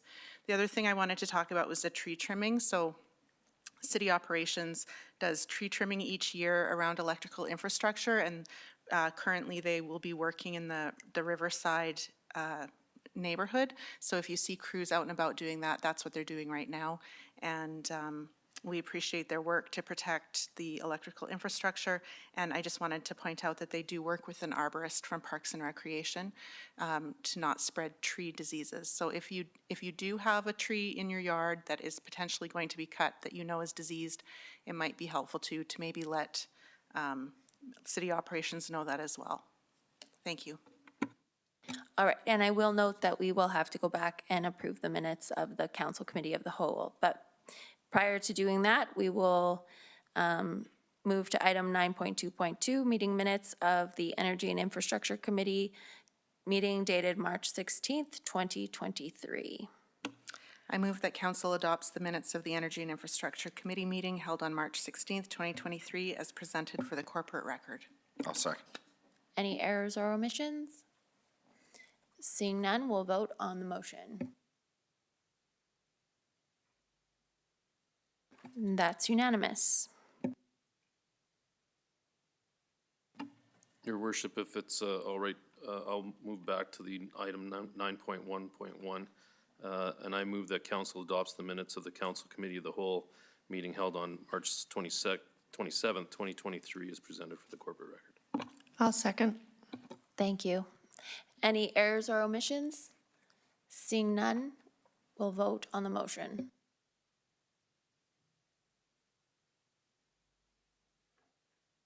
That's unanimous. So we'll now move to item 9.2.3, Unit 12, complete generator replacement. Sorry. Thank you through the chair. I would like to move that council approves an increase to the 2023 tangible capital asset budget for the Unit 12 rotor replacement in the amount of $3,240,000. But can I also suggest that maybe Managing Director Maines speaks to this? Once we have a seconder, that is a good idea. Thank you. And Councillor Dumanowski has seconded, so Managing Director Maines, if you would like to provide some context for this item. Thank you, Your Worship, and thank you, Committee Chair Van Dyke, for that. So this is I would characterize it as a normal course maintenance of our generation assets, as these units have a shelf life, and we tend to ensure, we do ensure that we properly maintain these units to reach at least that minimum shelf life. In this particular case, Unit 12 started to show some degradation back in 2013. I was not in charge of the file at the time, but I would expect there was a decision made at that time that there was a risk and expense review that was done, and was decided that the unit would continue to operate with regular inspections as it pertained to a piece of the equipment that was deemed to be approaching end of life. We did put forth a request in the 2023-2024 budget for a rotor replacement for the unit. Very late last year and late in the budgeting process, we did do our yearly inspection, which involved putting I'll call it a microscope inside the unit itself. It was determined at that point there was more damage within the unit I would say not more damage, but more wear and tear within the unit. And thus we've come back for a request to actually replace replace the entire unit. We've done an economic analysis on this in conjunction with Managing Director Pankos area, where we looked at what is the best financial option for us, and we would recommend at this time that we do a complete generator replacement for Unit 12. I know this may seem that it would fly in the face of energy transition and energy expansion. But we do expect the energy transition, the energy expansion is going to take decades to reach its ultimate potential. And we expect to be in the fossil fuel generation business for quite a period of time to come. Our estimate is that once this unit is repaired, it is going to be serviceable for the next couple of decades, we hope, from that perspective. So this repair, we expect will have economic payout within the time frame of its current operating lifespan and potentially more beyond that point. Given what we know now about the unit and given that we're aware of potential failure places within the unit itself, not approving this recommendation tonight, we would likely look to shut down this unit and cease its functionality, given that we know there's a known safety defect within the unit itself. So that would be within our risk and safety analysis part of it. So that's a bit of the background around why we're asking tonight for the funds to augment the generation replacement. Councillor Knodel? Thanks, Mayor Clark. Through the chair, I think that, no, this is, can I make opinions at this time? This is not, okay, amazing, great. So I think there's too much at risk financially and safety-wise to not invest in the equipment. Obviously, there's a limited scope in regards to the perspective that I look through, but I do know the magnitude of the work that's done around these machines is yeah, it's indescribable really from the eyes of somebody that's not educated. So I trust the judgment of your department. I understand that there's different ways to look at this in regards to whether you do refurbish or part it out, I suppose. But I'm just going forward with trusting the information you've provided to us. And I realized that I do have a question from page 91 in regards to the wording of a certain section. Is it possible to go back and ask that question, or should I just focus on this right now and then go back to that afterwards? Because it is part of the same document, but this is... Yes, that's fine. You don't mind? Oh, is it the Unit 12 complete generator replacement on 91? It's about the language. I just had a hard time understanding the language of energy transition to energy expansion. It's tangential, I guess is the best way to say it. But I can come back to it. Okay, why don't we vote on this one, and then we will allow Managing Director Mains to explain the difference between those two things. It's just the wordsmithing that I was curious Okay. about. Yeah, thank you. Seeing no further speakers, we will vote on the motion to approve the capital asset budget.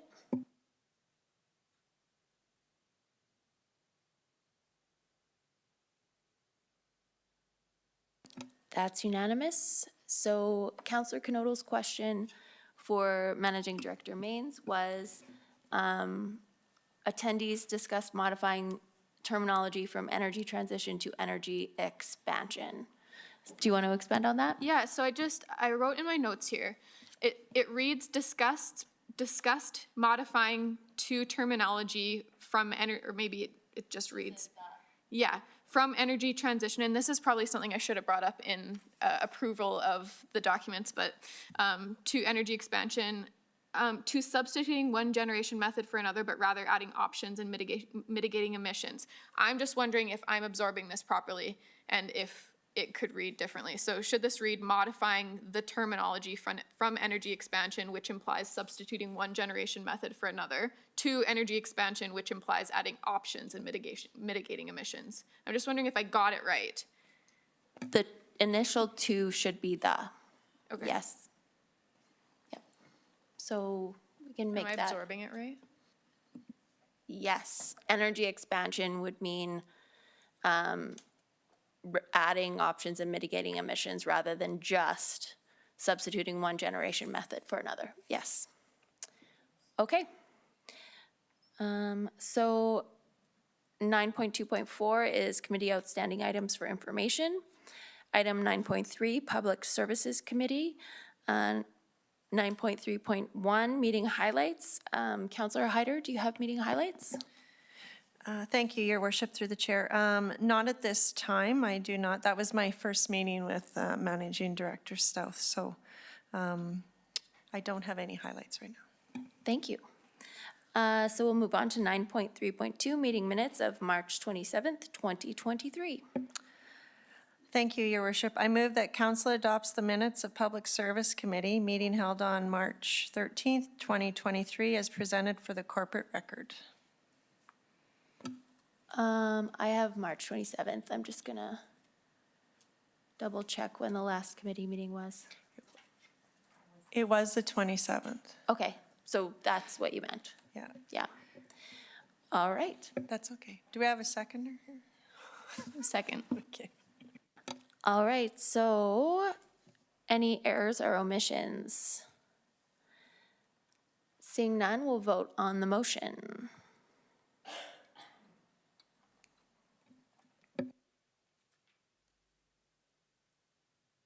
Councillor Canoto? That's okay. And that's unanimous. We also have, as item 9.3.3 and 3.4, Parks and Recreation Master Plan update for information and committee outstanding items for information. Moving on to item 9.4, Municipal Planning Commission. 9.4.1, Councillor Hirsch, do you have any meeting highlights to share? A lot of the meeting highlights were on full display tonight in the form of bylaws, so I won't bother getting into much detail. Thanks. Thank you. And then 9.4.2, Municipal Planning Commission meeting minutes of March 22, 2023. And these are just for information. Councillor Canoto. Mayor Clark, is it worthwhile discussing the Public Services Committee meeting? I know Councillor Robbins isn't here, but there is one particular point that we discussed that I think might be important to talk about, which is just the Community Inclusion Coordinator. Is it worthwhile? Oh, no? Okay. We can deal with that maybe at a future meeting. Okay. Thank you. Moving on to these are business items that are business arising out of Municipal Planning Commission. So Bylaw 4.4772. So, Your Worship, at this time, I move that Council gives first reading to Bylaw 4772, the bylaw of the City of Medicine Hat to amend the land use bylaw to rezone the subject lands from community services and designated road right-of-way to medium-density residential district. Second. Any discussion? Seeing none, we'll vote on first.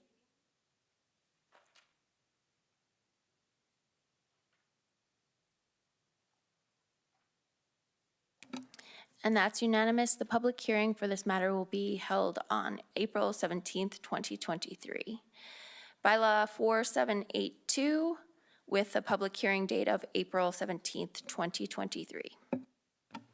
Thank you, Your Worship. I move that Council gives first reading to Bylaw 4782, a bylaw of the City of Medicine Hat to amend the land use bylaw to rezone the subject lands from low-density residential district to medium-density residential district. Second. And as this is first reading, we will just vote.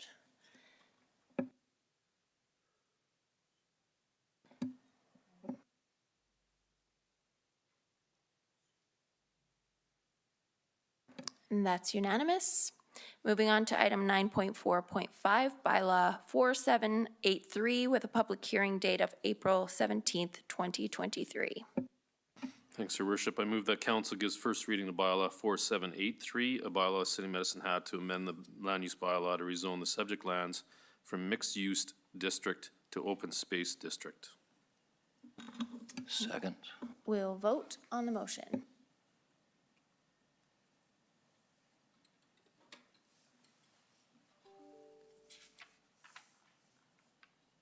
That's unanimous. And 9.4.6 is development permits approved by the development officer for information. Moving on to new business.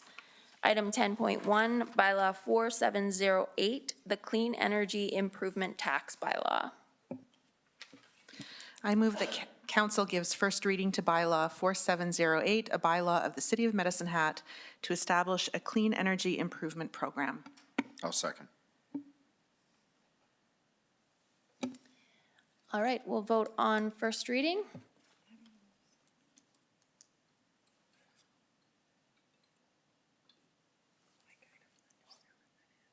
That's unanimous.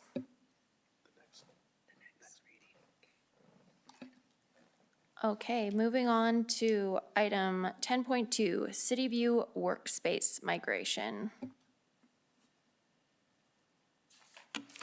I move that council approves a new 2023 tangible capital asset budget for the City View Workspace Migration Project in the amount of $100,000 funded through reserves held through the collection of e-permitting fees for this purpose.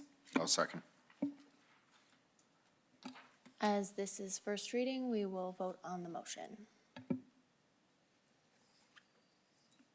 Oh, sorry.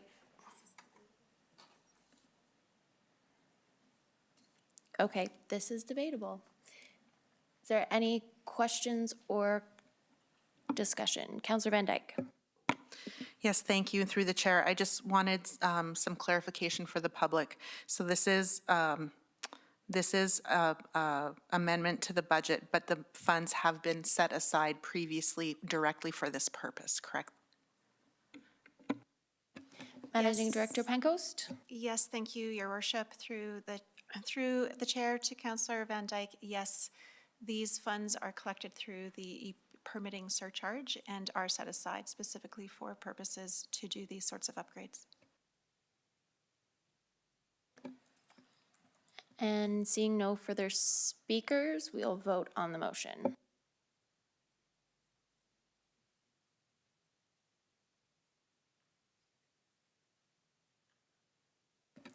And that's unanimous. Moving on to item 10.3, appointments of city council members to City of Medicine Hat standing special committees, external boards, and quasi-judicial tribunals.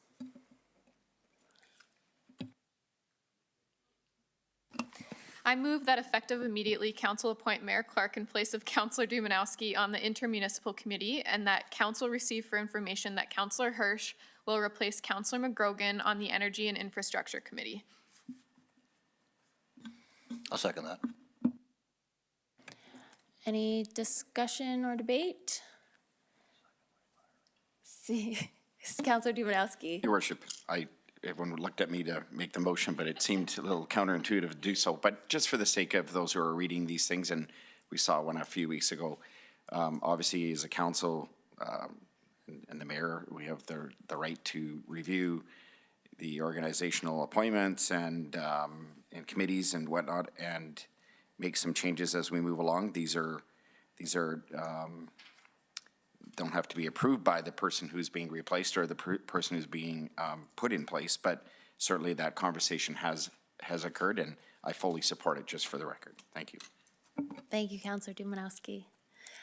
Seeing no further speakers, we will vote on the motion.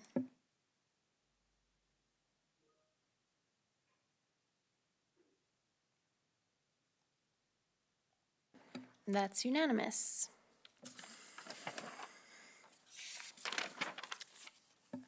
Moving on to item 10.4, CUPE Collective Agreement Ratification. Your Worship, I am here to present an agreement ratification, hopefully.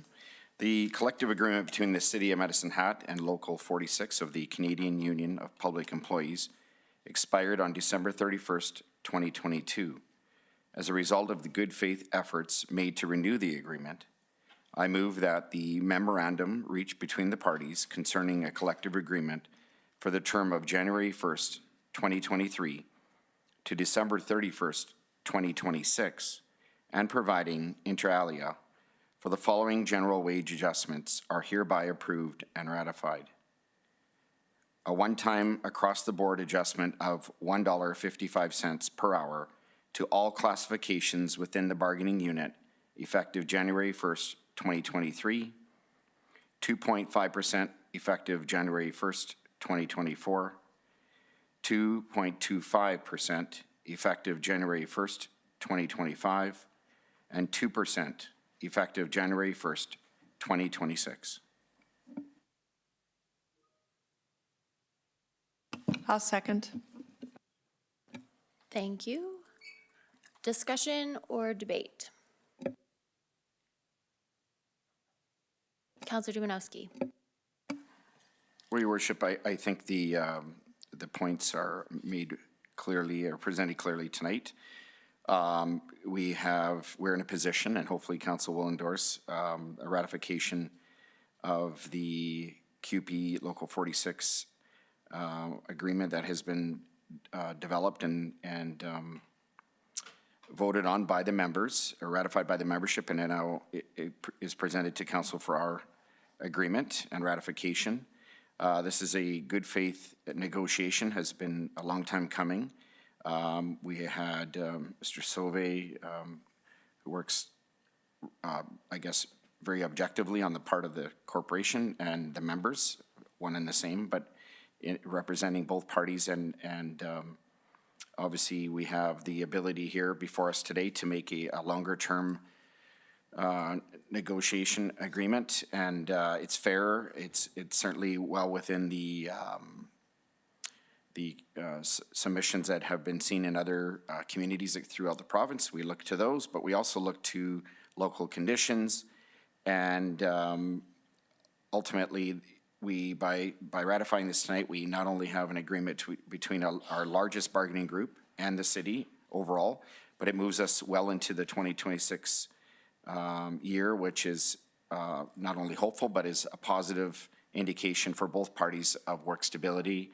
And ultimately, I would hope that council would endorse this tonight. Thank you. Councillor Knodel. Thanks, Mayor Clark. Through the chair, it is known that our employees of the organization of all levels do make up for the greatest expense overall, generally, in each municipality. And I think that is contrasted with the humanity of each individual offering services and skills and their heart to propel forward our mission and vision as council. So I think we have an obligation to take care of our people, to stay up to speed with inflation, to make sure, as per Councillor Van Dyke is always advocating for a living wage. These are important increases to make sure that the people of the organization are taken care of, and that their wage reflects the average in the province. So I'm in favor and hope others are as well. Councillor Hirsch.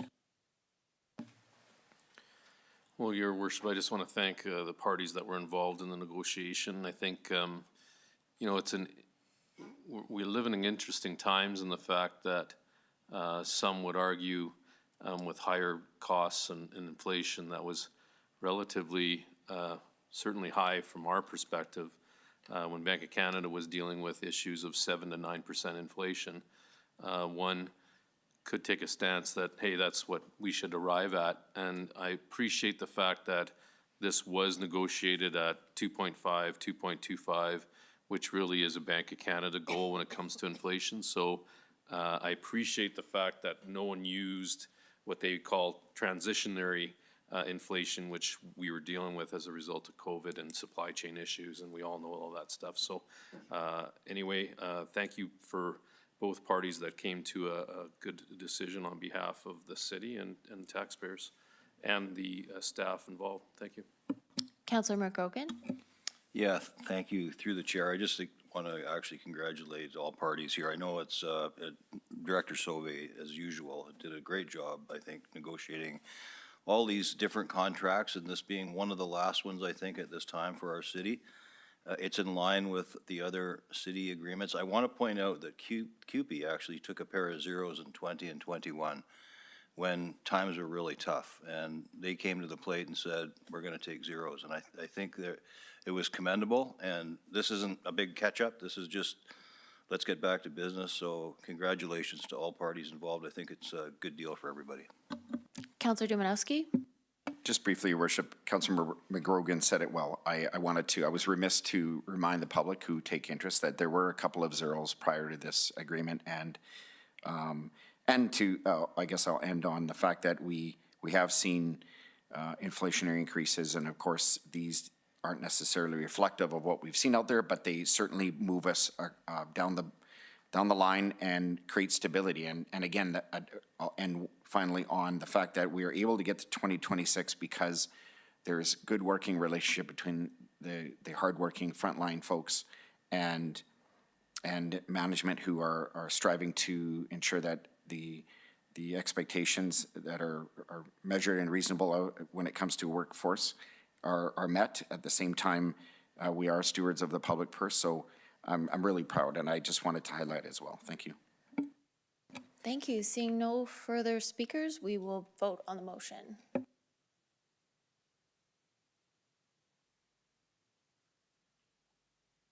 And that's unanimous. Moving on to our final item, 10.5, Energy Business Development Opportunity. I move that council approves a capital budget of $7 million for the development project that will enable the delivery of and/or directly deliver decarbonization solutions over time, and a funding source through GenCo's working capital of $7 million. I'll second. Any speakers? Okay, Councillor McGrogan? Thank you. I think just for the public's benefit, there's been a couple millions, multi-million-dollar projects, and I know it probably seems that we gloss over these and work through them, but I think this is just the cost of doing business. This is the business side of the house, and I want to reiterate what I think it was Councillor Hyder said, that, you know, great confidence in our staff in relation to these issues. And it's not just a blind trust. I think they're well articulated rationale for what they propose, and I just want to say that I support it and appreciative of it, but don't take it lightly. It's a lot of money. Thank you. Seeing no further speakers, we'll vote on the motion.